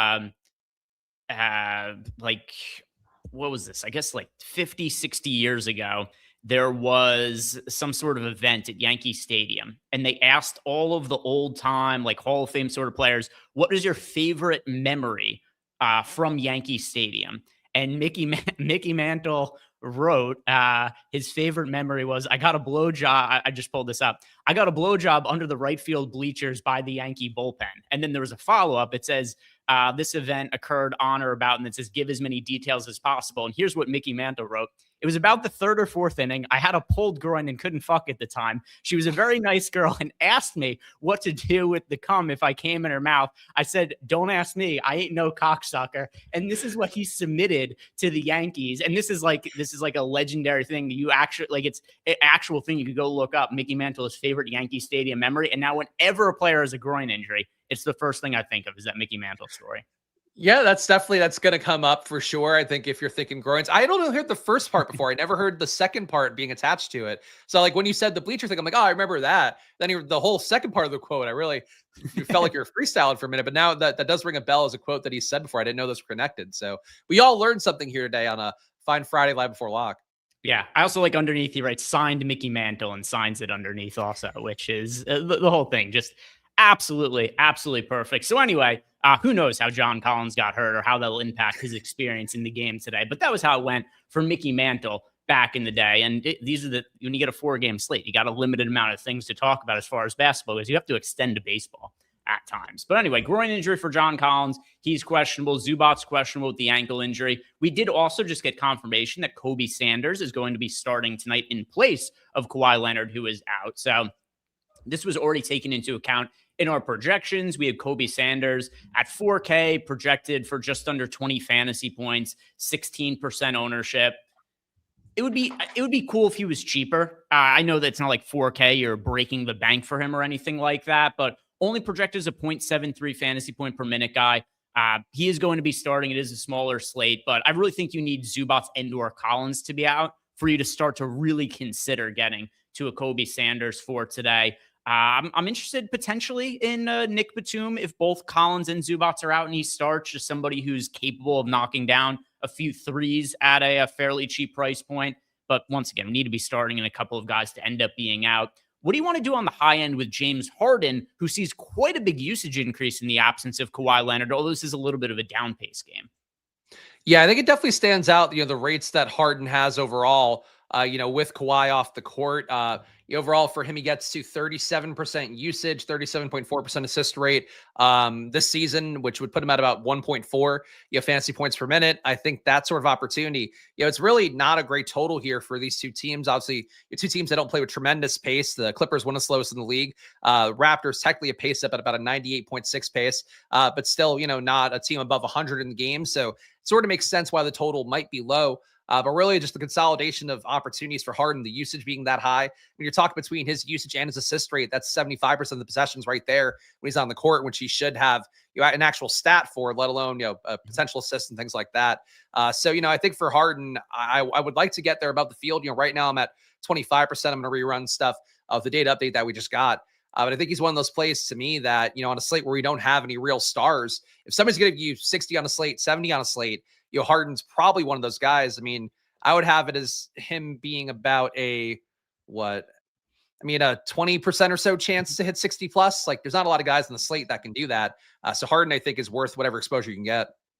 So the other thing too that I really like about Harden, I brought this up with him the other day in the Wizards game also, although this we've already got Kawhi out, but in the event that John Collins and Zubats or just one of them are out, Harden's going to look even better than he already looks right now. And there's a pretty realistic chance that we do not have the Collins or Zubats news before 7 p.m. Eastern time, which then is going to create some really interesting decision points for us, Spags, because it's only a 4-game slate. You don't want to be foregoing value in terms of, let's say, the Collins, and or Zubats are out. It would really suck if that happens post-lock. You don't have the flexibility to make any kind of swaps. I do like the idea of having Harden in a good amount of lineups already, but already somebody also we have under-owned on the slate. We got him with a pretty decent leverage score in here in the boom bust tool. So I like the idea of being overweight to Harden just because he already looks good, and they could potentially look even better if you get Collins and Zubats out, like you were kind of speculating where the projection could end up going with them. So I want to make it a priority to get to Harden. He's already going to show up in the Sims, but even on top of that, I want to give him an ROI boost, so he'll show up a little bit more. Yeah, and I mean, I think you'd have some ability to get there because you're probably going to have, maybe not everybody will, but having Chicago, Brooklyn there, like I'll have some MPJ, I'll have some money to go around, I think, from those games. I think trying to keep that flexibility, if we didn't know, everybody's available for the Clippers by the time we get to lock overall. What are the chances you think at this point? Is it like 50-50 that we'll know before lock, like whether Collins and Zubac are playing? Let me check how long before. So a couple things. We have gotten confirmation they're going to be game time decisions. Mm-hmm. All right. So we know that part of it. If I remember correctly, though, John Collins wasn't ruled out officially until like 15 minutes or so before the Clippers game the other day. So I think the most likely scenario is that we wouldn't find out until after 7. But I'm just going off memory of the timing of when he got ruled out the other day. Yeah, because I think I'll be carrying a good amount of Zubac as well. And, I'm hoping there'll be the ability to swap around that. But I mean, look, I think the right thing is to play it if you do have these guys hanging over, the slate. I would like to get to Zubac at, potentially very low ownership because people just don't want to deal with that or they're worried about the swappability of it. And then if he's out, you'll have the flexibility to get to Lopez, but hopefully you have some other positions open and you can maybe find a way to get to Harden or, maybe a few value Clippers plus Harden somehow could work. I don't know. That'd be my hope. We've got some super chats to get to, and then I'm sure there are probably some questions in the Discord channel as well. So I'll pull up Discord here as well in a minute, right after we hit on these few outstanding super chats. First one is from our guy, YSN Rez. How many uniques do you guys use? So it's a little bit different for me on a slate-to-slate basis. I like to play around with favoriting some of my top lineups and just see, like, what does 2 uniques do? What does 3 uniques do? And see how that impacts my average sim ROI as well as my min sim ROI for the individual lineups. You guys could see that on the bottom left-hand portion of the contest sims where it says lineup portfolio overview. One thing I absolutely never want to have is lineups that are then projected for a negative sim ROI. That's definitely something I don't want to have. Most often I go to 2. Every once in a while, it'll be 3. It kind of depends how condensed the chalk is and what that kind of gets me on or off of. For right now, I have 2. I don't know if that's something you mess around with too much. For NBA, not really. I care more about getting the exposures where I want them to be and, trying to boost some ROIs and things like that. But, I think certainly if you want to increase your spread, like for me, it's more important in NFL. But I think 3 uniques, like ultimately, if you really want to diversify and try to get exposure to like the lowest owned guys that might spike, you try to really go as many uniques as possible until you start to hit negative ROIs with whatever amount of lineups you're grabbing. I think like Greg mentioned, it's personal preference, but the more you want to diversify, the more you want to get less concentrated ownership on like a Jamal Shed type today. I think more uniques will be better for that. And we've got a super chat here from our guy, Chris Williams. A show of thanks again. The heater continues, got 1st and 4th in the DK Showdown again last night. That is now 7 Hall of Fame wins in the last 5.5 months, thanks to the shows, tools, and support on this channel. I know Chris Williams, a big believer in the juju, that if you give back to the community, do things like the video, subscribe to the YouTube channel, that will further increase your chances just by putting out good vibes into the atmosphere. And that's what Chris is. He's a good guy, comes in, good energy, good attitude. He's always nice to everybody in the YouTube chat. And I do think that goes a long way, Chris. So thank you very much for the super chat, as well as for gifting out the 10 YouTube memberships. And if you guys do want to sign up for any of the tools here at Stochastic, link to sign up down below in the YouTube description box. We also had our guy Skull Crusher. He won $100,000 the other night as well, Spag. So lots of guys running hot in the community right now. And we've also got the link join offer. So if anyone wants to try out any of our single sport packages for free, you can do that as well by following the link join offer down below in the YouTube description box and signing up with any of our affiliate partners. And here we've got a couple of things. First off, Zachary Cooper, I'll start with the end and then get back to the start. But he says here, Spags needs a new hat. Well, he would have been able to afford one if it wasn't for one of his friends. That's true. If Eric Links had just left me alone, had done anything else this night, I would have cakewalked over to the finish line, like Josh just said, so helpfully pointed out. Josh made the legal case for me to bring Eric to court. I think at least the people's court. Yeah, it's also hard too, Zach, because so with Spags, he spends the majority of his income on hats. Like, people don't really understand how expensive that money hat is. There's a reason it's called the money hat. It was, if he would have won the 100K the other day, he would have been able to buy 2 new money hats. That's it. Those things run. They're hefty prices. So just one more GPP win and he'll be able to buy, 1, maybe 2 more, depending on the size of the contest.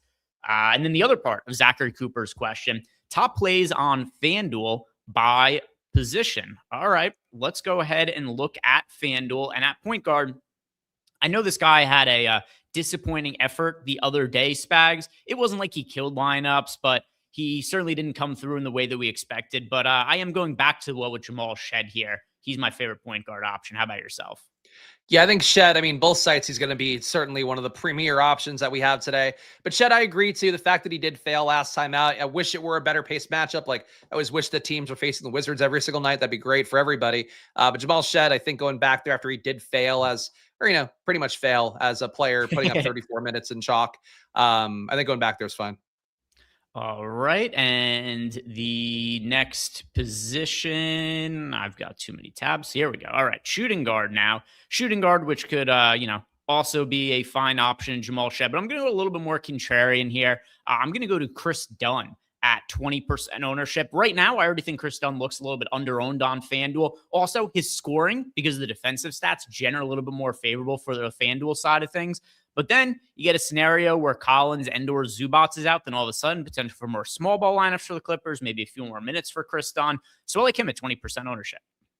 Yeah, it's an interesting one. And definitely there are opportunities there in terms of the minutes of just being out there with, less shots to go or more shots to go around, less usage being hogged up. I'll go Jalen Tyson here. Shooting guard, small forward on FanDuel, but Tyson does play at about a 1 fantasy point per minute pace with Garland off the court, which one of the guys that'll benefit as much as anybody because he really doesn't have much of a role when there's a lot of guys out there taking usage. But you're getting one of those guys out, Tyson out there more. He does a little bit of everything, so I think he's a decent play at 5,200 on FanDuel. All right, and now at small forward, I'll go Scotty Barnes. Oh, I like Barnes too. Yeah, I'll also go Scotty Barnes. I think I'm trying to rerun things here to see if I could get something better. Yeah, I'll go different power forward, but I'll go Scotty Barnes small forward too. The uptick that he gets as well, much like Harden, about a 1.4 fantasy point producer without having Barrett on the court, without having Quickly on the court. As we saw it really come to fruition the other day. Barnes as well, I think a little bit cheap on this FanDuel price tag. All right, and now finally 2 more positions left. Power forward, then the center position. Almost forgot about power forward. Power forward, I'm going to go with DeAndre Hunter. I know it's been a terrible season for him in Cleveland, but the Cavs once again shorthanded. This team just been a little bit off this year, which is crazy because of how good they were for almost all of last season. They fell apart in the playoffs, and you just thought that they were going to be able to get healthy this year and start to. At least healthier than what they were in the playoffs last year. And they would be, top of the East again this year, but they've just not been able to put it together this season. Sam Merrill's out. Dean Wade is out. Max Strus remains out. Darius Garland is out. So for all of the disappointment that DeAndre Hunter has brought to the table this year, this should be a spot where they're going to need him to play a little bit of extended minutes. And he's priced down a good amount as well. So give me DeAndre Hunter power forward. I'll go Michael Porter Jr. for power forward. He's a guy that I think is generally going to be a better play on DraftKings because of the amount of threes he's chucking up. And if he hits those, you get a lot more bonus points on that. But I think for how it looks with Michael Porter Jr., not as many peripherals as you want to go around defensively for FanDuel. But I think at his ownership, seems a little bit under-owned with almost 20% optimal rate, but 15% ownership. And now finally, the real final position, center. At center over on FanDuel, well, there's a lot of guys who look pretty comparable at the center position who I get in like 30-ish% of lineups. Some of the power forward eligibility as well. But I'll go Joel Embiid at $8,800, who he's playing regular minutes now. He's certainly not the guy he was before. He's definitely been more comfortable taking a backseat to Tyrese Maxey. But $8,800, that's a pretty affordable salary for Joel Embiid, and I like the ownership on him at 24% as well. I'll go Zubac. I think he's a good play at 6,200 in center here. And if you do get him playing today, I think there's going to be less ownership. There should be. Right now, Stochastic has him at 15%. He's got a 20% optimal rate. And I think really just the price tag's a little bit too cheap. Like on DraftKings, he's more expensive, and I still think he's a really good play. At FanDuel, I would say not criminally underpriced, but really strongly underpriced if he does go. And if you get Collins out too, I think that'd be a double win for him. All right, let's get to Amy's super chat here. She wants to know about DK tiers, so pulling that up on my phone. And by the way, if you guys haven't done yet, we'll ask you to kindly like the video, subscribe to the YouTube channel, maybe also go check out Tails for free and leave us a nice 5-star rating and review while you're over there enjoying your time. Let's see what we've got for tiers. Tier 1 Spags. Do you have it pulled up in front? Or you want me to read you the names? Oh, usually you have it, so I don't even try. So tier 1, we have Maxey, Mitchell, and Harden. That'll be Harden for me. Yeah, Harden, and it'll only get better if you get either of the Zubac Collins duo out. Tier 2, this is an interesting one. Michael Porter Jr., Scotty Barnes, Pascal Siakam, Evan Mobley, Joel Embiid. A lot of guys here. They're benefiting from injuries. I am going to go with Scotty Barnes. I like Barnes. I do have MPJ by a fantasy point over him, so I'll go Michael Porter Jr. Okay. Tier 3, Trey Murphy, the third. Brandon Ingram, Nikola Vucevic. We've got Zion Williamson and Andrew Nembhard. It is funny when some of these guys just it's like Andrew Nembhard with, like Brandon Ingram and Zion Williamson. Trey Murphy's just been ridiculous from a DFS standpoint lately. I am going to go with Brandon Ingram here, but I was a little tempted to go with Trey Murphy considering what his role's been lately.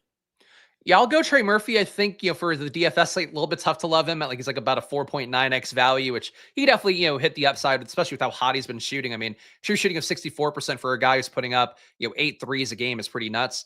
But he's been a hot hand. It does feel a little bit like you're paying for the prior production in this year. But I like Trey Murphy a lot, and I think I'm willing to keep being there. He should have gotten traded to a better team this trade deadline.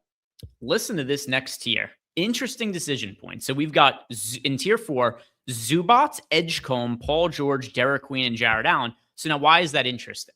Well, if you go with Zubac and we don't get news prior to 7 p.m., you don't have anybody to swap to if he gets ruled out. So with that in mind, I think that's a very, very risky option to go with Zubac. You're certainly going to get a contrarian option against the field, but I'll go with Jared Allen.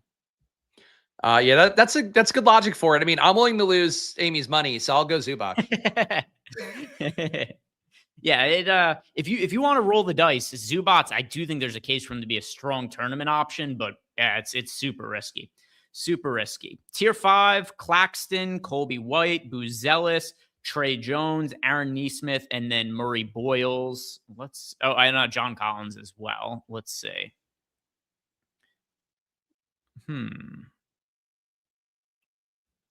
That for me is going to be Colby White. Yeah, I think it'd be Kobe White for me too. Murray Boyle's pretty close, but Kobe White, I think his ownership will also be a little bit low, much like Jamal Shed, a little bit lower than it should be because he was so awful when he was chalk, and he shouldn't have failed versus Utah, but you got to go back there again. Tier 6, Sadiq Bey, Jeremiah Fears, Cam Thomas, Ayo Dosunmu, Jordan Poole, Igor Gioman, Jalen Smith, Jamal Shed. I'll go with Shed here. Oh, yeah, it's Shed. Obviously, much better play value-wise for DFS, but honestly, that's a pretty gross tier, so I think Jamal Shed's still the best play. DC 174. I came in third place in an NBA DK night slate last week. The tools and the shows keep coming through. Thanks, fella. Shout out to DC. But lots of people winning and leaving us super chats about it. Very much appreciate it. Love to see when you guys win. And don't forget that if you are winning and using the Stochastic avatar, tweet at us at the Stochastic Hall of Fame, and also shoot NewsGod a message at support@stochastic.com. Come in top 3 when you're playing with the Stochastic avatar. Get yourself a free sub. Take advantage of the Hall of Fame program. Sir Mackey loves pie. I like Reese's peanut butter cups. Cool. Nice. Me too. Yeah. Look at you. Peanut butter and chocolate. That's John Collins is playing. Not to cut off the peanut butter. I'm sure we're going to have a great debate about it. We'll have enough time to do both, but John Collins is playing, so hopefully we get Zubac soon.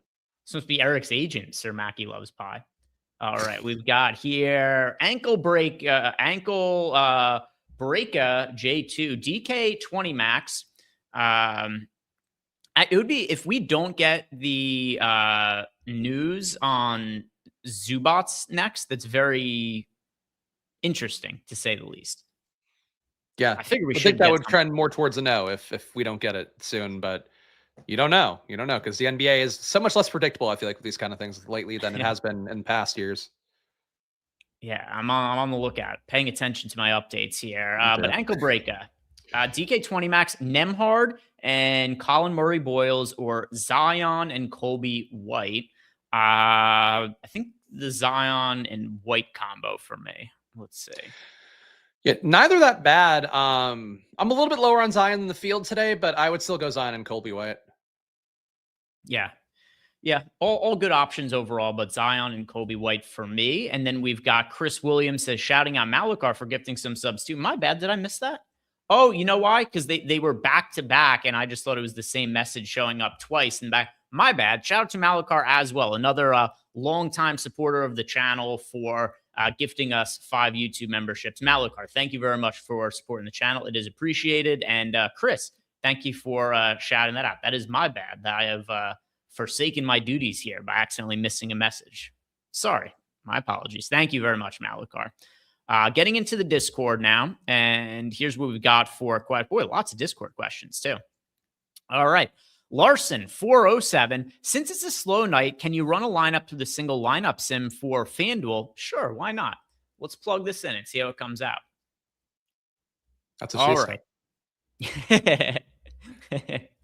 All right. We got Craig Porter Jr. at point guard.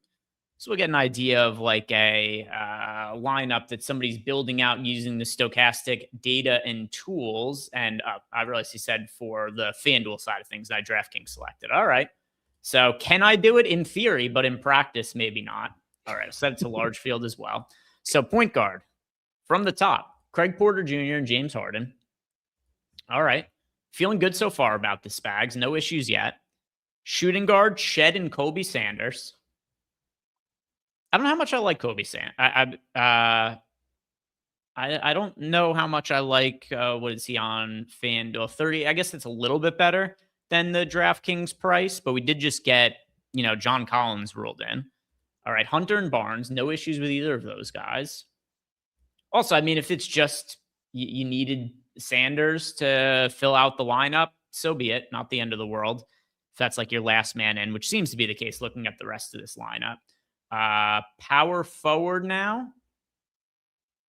He went with Siakam and Allen. Okay. Siakam and Jared Allen. And then finally at center, he's got Joel Embiid. My initial thoughts here, Spags, this all looks pretty reasonable to me. Like there's nothing here that I look at and think, oh, this is something that must be changed. Craig Porter Jr., James Harden, Jamal Shed, Kobe Sanders, DeAndre Hunter, Scotty Barnes, Pascal Siakam, Jared Allen, Joel Embiid. Yeah, like I said, Sanders is my favorite, but it just seems he's the last man in to make the lineup work, which that's fine. Yeah, 27.9% sim ROI. Yeah, no real issues there. Roll it out. I say roll it out. Then we've got Win wants to know, it is a 2v2 question. He says Tyson and Brandon Ingram or Brooke Lopez and Scotty Barnes. He's assuming no Zubats today. I mean, if you're assuming no Zubats, Brooke Lopez is just a great option. Yeah, if you get to Scotty Barnes on that, great. But if you got Zubac in, I mean, I really probably wouldn't want Brooke Lopez. So right now I would take the other side, but certainly, being able to swap to that would be nice if you could, the back half of that. So something that you had said that I'm agreeing with now, Spag. So John Collins available to play. We got that news now 4 minutes ago. This isn't definitive or anything, but if you have two guys who are game time decisions, one of them's ruled in, the other one no updates on, I'm going to now say like 70-30 in favor of Zubac sitting. Yeah, it doesn't seem great. But again, I don't want to overreact because the NBA has just been weird about this stuff lately. And I mean, what's Zubac's injury? Like, what are we actually waiting on?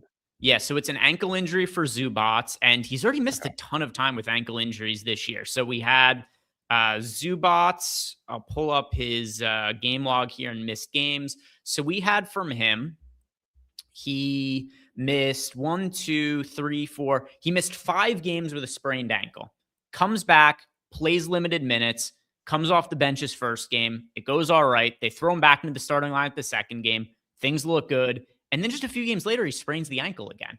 And now he's missed 1 game with the sprained ankle. And he's questionable to, miss a second game in a row when, once again, missed 5 games in a row with a sprained ankle just a couple weeks ago. Yeah, it's not great. And, even still, like the fact that it is dragging out this long, I mean, maybe you get slightly limited minutes too, or you get him playing shorter bursts and then he comes up, kind of ends up being limited minutes, even if he's not like, technically on a restriction. I think there's reason to have concern. I still like Zubac. That I don't think I'm going to zero him out yet because, like, if he does play, I want to be able to get there. But I think it wouldn't be crazy, if you want to start planning, maybe boost ROI, boost Brook Lopez or something, or get him more in the pool exposure. If you want to pre-plan, that might be a thing to do. And got an update. I was like, oh, maybe that'll be the Clippers, but it's not. It's the starting lineup for the Pacers, which is where'd it go? Here we go. Nembhard, Nesmith, Furphy, Siakam, and Huff tonight for the Pacers. And we did get confirmation Craig Porter Jr. starting for the Cavs, Porter Jr., Mitchell, Tyson Mobley, and Allen. That'll be your starting 5 for the Cleveland Cavaliers. Getting back to the Discord questions, we've got one here from Sally. Sally wants to know, who's our favorite low-owned small forward on FanDuel in the 4K range? All right, so we've gotten some very specific guidelines here. It has to be somebody low-owned at small forward on FanDuel and has to be somewhere around $4,000. All right, so what are our actual options here? So we have Kobe Sanders. We've got Kelly Oubre, Jordan. I guess it's just kind of Sanders by default. Drake Powell. I mean, he's not a good play, but I feel like he and Kobe Sanders, to me, very similar non-producers. I'm going to go with Sanders, but yeah, it's just not a price range with very many options. You've got DeAndre Hunter. I guess it kind of depends what it is that you're considering to be low owned, but I mean, DeAndre Hunter at 24% ownership, he's not crazy chalky. Like if you're good with 24% ownership, then it's DeAndre Hunter. If it has to be lower owned than that, then Kobe Sanders. Yeah, I think that's fair. Larson, FanDuel best plays price per dollar, 8,000 and above, besides James Harden for single entry. All right, in general for today, Spags, who do you like paying up for outside of James Harden? Outside of James Harden, are we talking DraftKings or FanDuel or? He said FanDuel, but I kind of think the options are generally similar across both sites today. Oh, okay. Sorry. But it's Godzilla sighting over there. Down goes downtown Tokyo. Just rampage and knocking over the buildings in the cities. You hear the dogs barking, the door swings open, then you hear a toddler's voice. and now Spags negotiating with the terrorist himself. Okay, it would have been cute if he came in and wasn't like trying to grab the puppet and was freaking out over it, and then Kitty's trying to get out, so that was a disaster. But now he's freaking out outside the door. We're doing great here. I would say Scotty Barnes in terms of pay up options look the most appealing to me. If not going James Harden's way, I could certainly see going to Tyrese Maxey. That salary just seems like people are going to underplay it because it's kind of aggressive as the only 5K player. or rather 5 decimal point player on the slate. But I think for Tyrese Maxey here, 23% optimal rate, 18% ownership. I would say him, if not Harden, he's probably the most direct pivot. Yeah, so I am in the midst of rerunning everything right now, but just going off what I had before, Scotty Barnes for me is somebody who, especially on FanDuel, I really gravitate towards a lot. He's showing up in about half of lineups for me right now. So if you're looking for a pay up option outside of Harden, I'm going to say Scotty Barnes is somebody to go with there. We've also got here a question from... Where is it? Here it is. JEW. I'm trying to boost the 7:30 games, but seems like the Sims like Huff. Are you capping any of the early game guys or negative ROI boosting? No, I'm not going to be capping the early guys. I'm just generally making sure I have some exposure to the later games just in case. So it's only a 4-game slate, right? You can't just be like, well, I'm not playing the early games. But most notably for me, I'm giving an ROI boost to James Harden. That's what offers me the most flexibility. Yeah, I'm getting hard a lot naturally, but I think certainly getting more of Harden a good thing, and I think naturally too for me, like the early games, not as much of a priority. So I think it's working out okay. But I'll see what I got in my final stuff in the last 20 minutes. All right, what do we have here next? Cream wants to know, is Fears as we just get the starting lineup here for the Pelicans, Fears, Murphy, Bay, Williamson, Queen, at least Queen for the first half. Who knows in the second half? But we've got here, is Fears a good pivot off of Shed on DraftKings? Spags, you getting yourself to any of Jeremiah Fears? I like Fears generally. I mean, the issue with Fears is also that, the minutes get jerked around a lot. Even when you do have situations like today where, no Alvarado still, I feel like Fears minutes a little bit hard to trust. That's reflected, I think, as well. The fact Stochastic's only given him about 25.8. That said, I think he's honestly like a dead even with the field play to me. I'm getting him at 8%. The field's at 8.3. I think he's a good fancy per minute producer at 0.93. Like that's good. If he hits the upside, great. But I think the minutes being hard to trust. And frankly, the fact that he's like such a low priority part of this offense, I don't really see it for Fears today. I feel like you need like at least one more guy to be out here. And boy, still no news on the Zubats. Odd. No. Odd. Because I mean, I don't know. I just saw there's a beat reporter who posted a video of him warming up. So like that would seemingly be positive, but why not rule him in at the same time as Collins? I don't know. All right. What do we have here next? Einstein wants to know, am I getting exposure to Derek Queen?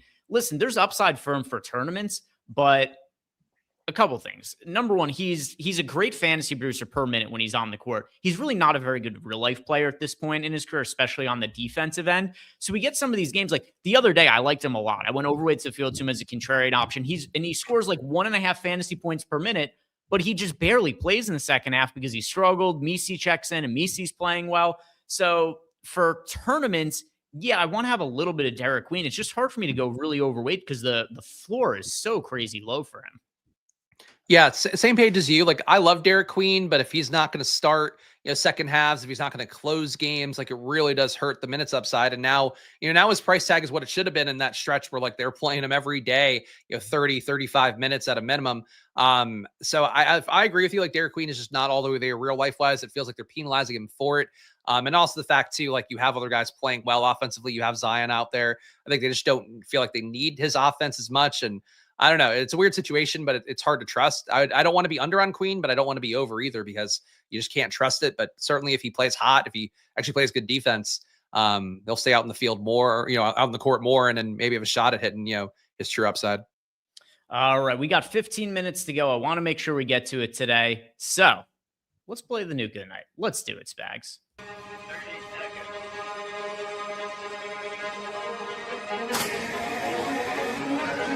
Indicator charge.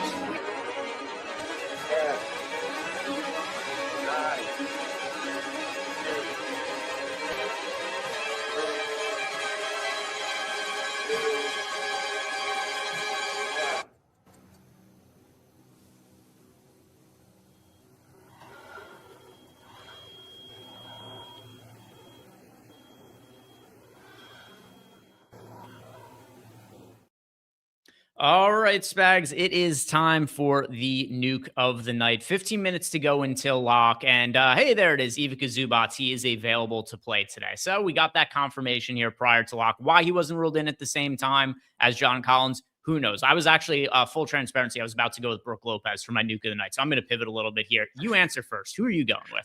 I got a great idea. Just came to mind here. How about this guy, Ivica Zubac? He's going to be playing tonight is what I'm hearing the buzz in the streets.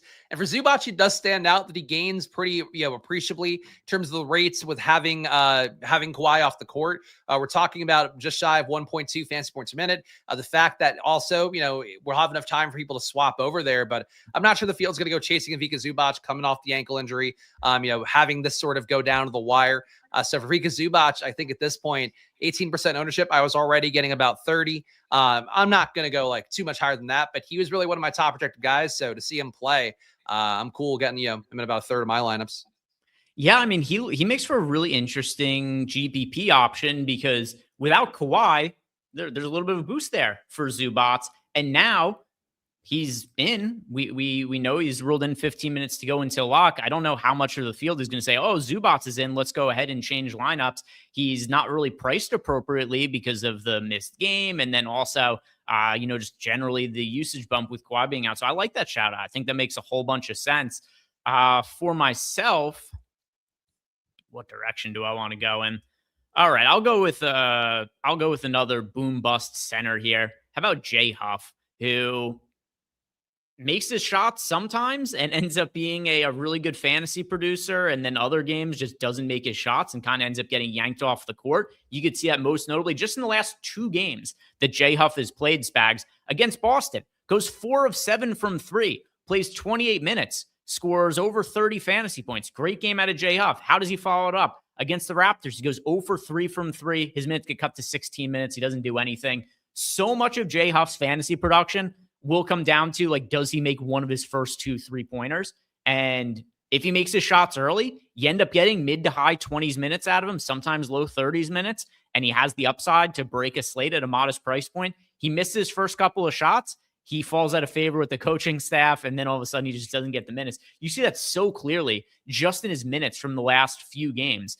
0 for 3 from 3, 16 minutes. 4 for 7 from 3, 28 minutes. 0 for 4 from 3, 19 minutes. The game before that, not really as great of an indicator because he did go 2 for 2 from 3, but got into foul trouble. So we only played 24 minutes. But game before that also 4 for 7 for 3 against the Cavs, 31 minutes. So he's out there. He starts. If he makes his first couple of shots, he plays extended minutes. If he doesn't, he doesn't. But I like his upside for tournaments. I've been gravitated towards him in GPP is a good amount.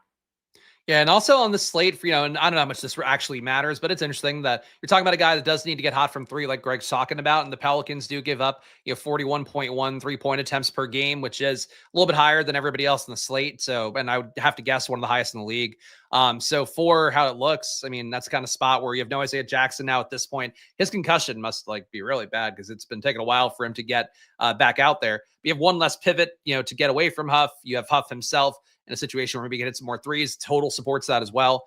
So I could see it. I got 20% Huff, not a big stand or anything, but I'm glad to not be 0 on your nuke of the night. How long ago was it that Isaiah Jackson got that concussion?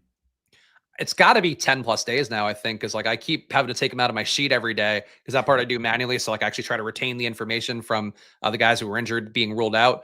I think it's got to be, I feel like it's 2 weeks, but obviously, from doing the content every day, it could also be like 2 slates. It just feels like it's going on forever because that's how this is. Yeah, it has been an extended absence. There are NFL players who get like multiple concussions and come back. T. Higgins, he would have been out there right away. But yeah, he's been out for a minute there, Isaiah Jackson. Let's see what else we have. It is a couple of super chats here. One from Max says, appreciate all the work put in and sharing it with us. Absolutely, Mac. Thank you for the nice super chat. It's appreciated.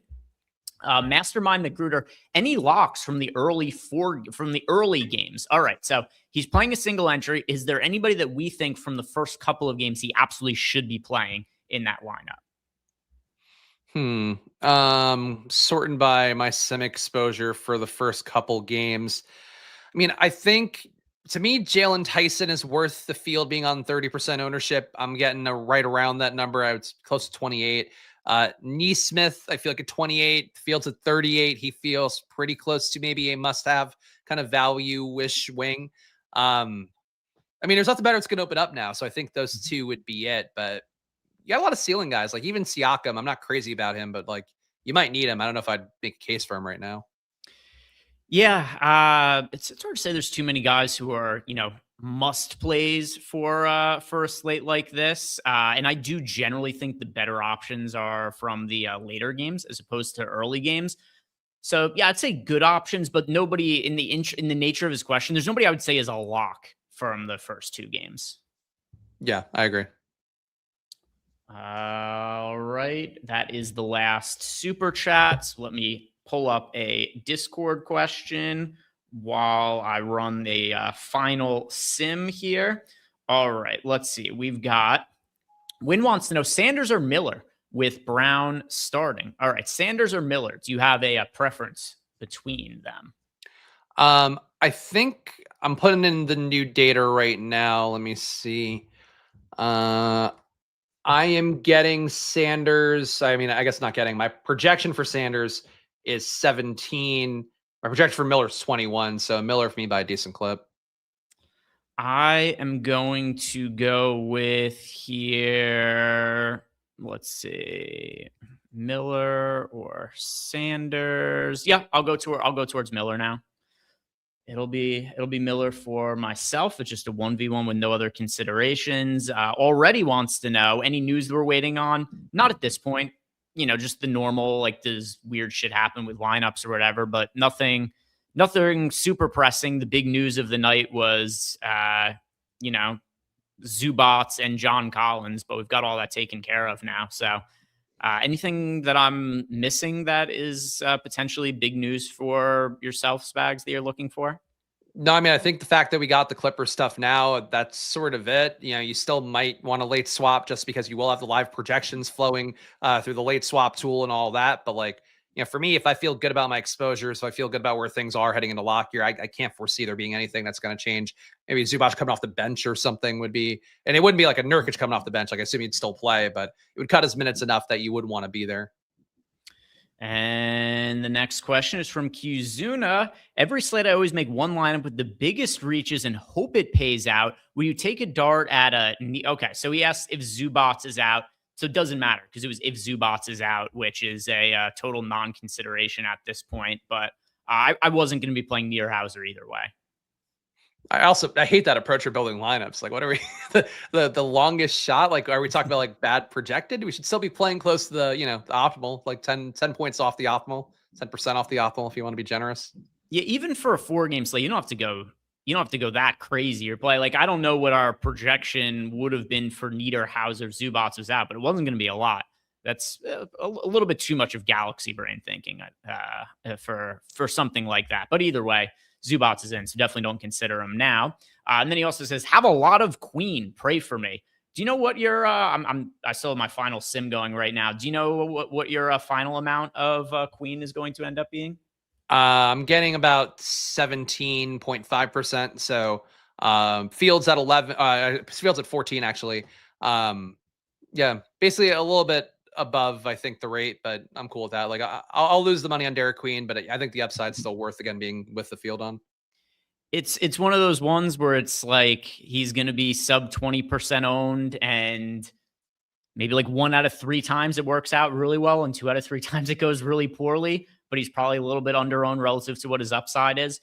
But yeah, I think so. Kizuna, that to me is a more reasonable GPP option going to somebody like a Niederhauser. Because Derek Queen, there's such a clear path to him having a solid game. And then on top of it as well, he's still, somewhat contrarian for the slate. Derek Queen is, he's in the teens over on DraftKings, on FanDuel. He's under 10% owned. Einstein wants to know, are we getting to any of Buzelis? Buzelis, somebody you're interested in tonight, Spags? I do generally like him when you get Giddey off the court because I think his rates take the biggest increase of everybody there. But I actually am under on him right now. Only getting him in 5%. Actually, no, getting him in 8%. Is he worth doing? I might do a last minute ROI boost because I think his rate should be a little bit higher. But the Fields ownership at about 12%, I think he's slightly underplayed. Like about a 13% hit rate for him, which, he's efficient enough, but he's an okay play. Got a couple lineups with him, but nothing of all that significance. I think in the interest of how we asked that, it would be more than me having him in a couple of lineups. But in general, no. If I was playing just 3 lineups or so, Buzelis wouldn't be in any of them. He's just kind of he's like a last man in guy that kind of exists on the slate. All right. Were there any super chats here? Ooh, a couple of them. All right, Bomber. Murphy, I think he probably means Furphy. I can't imagine he's comparing Murphy or Jordan Miller for value. So let's just make an educated guess. Furphy or Jordan Miller tonight, Spags? Let me see. I think that's going to be close. Let's see. Furphy, I've got 19.8. Jordan Miller's actually up to 25 from, it's minutes. Sorry. 21. Yeah. I'd still go Miller. Miller's beating everybody out in these cheap tiers. Beating them all off. Jeff Williams, with Eric hating his mom and now costing a fellow employee and friend $97,000, will HR wait for the third strike, or will he be suspended / fired? It's a good question. Maybe we'll leave it up to, what we should probably do. This seems like the most fair way to do it. The next show Eric's on, which I believe is Monday, we probably should do a poll when him and I are on a show together. We'll leave it up to chat to decide what his proper punishment should be. And maybe we'll get an arbitrator to come in and make an official ruling on it. Maybe that could be Spags in a wig. We'll see. It's a good question, Jeff. It is a good question. And it should kind of be Spags who gets to decide, because it is your money that you're out of. What do you think should happen to Eric? I think he should have to forfeit all of his future earnings for the next, let's say the next 5 years, just to be safe. I know he's an expecting father, so he could be covered. He could be back in the game after the child's been in existence for 5 years. But after that, or before that, rather, that should all go to me.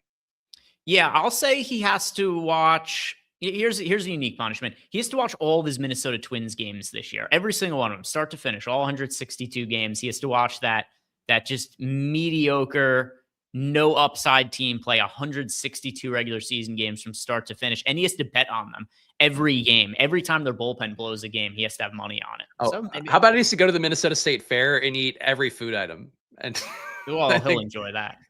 Yeah, he would die though. Oh, I would enjoy that. Yeah, lots of options.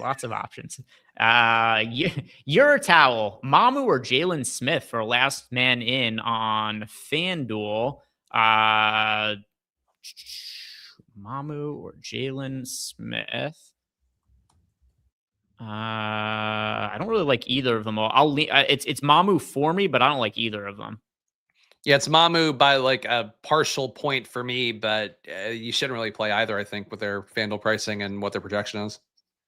And Grizzly, how much Craig Porter's too much on FanDuel? I have 55% of him. He's one of my most rostered players on the entire slate. Craig Porter Jr., $4,400 starting over on FanDuel. I like him for today. Craig Porter, somebody who you are interested in tonight, Spags? Yeah, I got to Craig Porter. Actually, no, I got him under the field. I'm only getting him in 10%. I mean, the ownership at 14, I could see how that's a little bit light.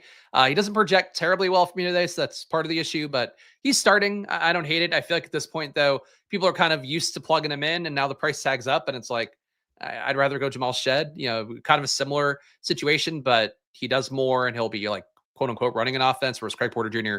most going to be out there defending. All right. By the way, Patrick Baldwin, kind of somewhat matters. We just got a notification that Patrick Baldwin won't make his Clippers debut today. So that is one less body to play minutes on the wings. And we're talking about guys that like Miller, for instance, who are kind of like fringy value options who are benefiting from the absence of Kawhi. It helps that they have one less fresh body to soak up some playing time. Yeah, I think he's supposed to debut on Monday versus Washington was some report that came out earlier today.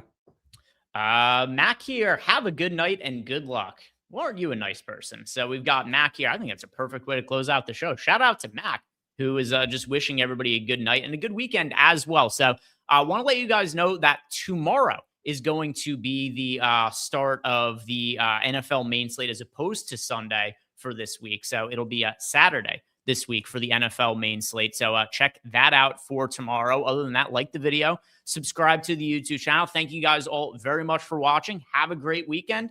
See you guys back here tomorrow. Later.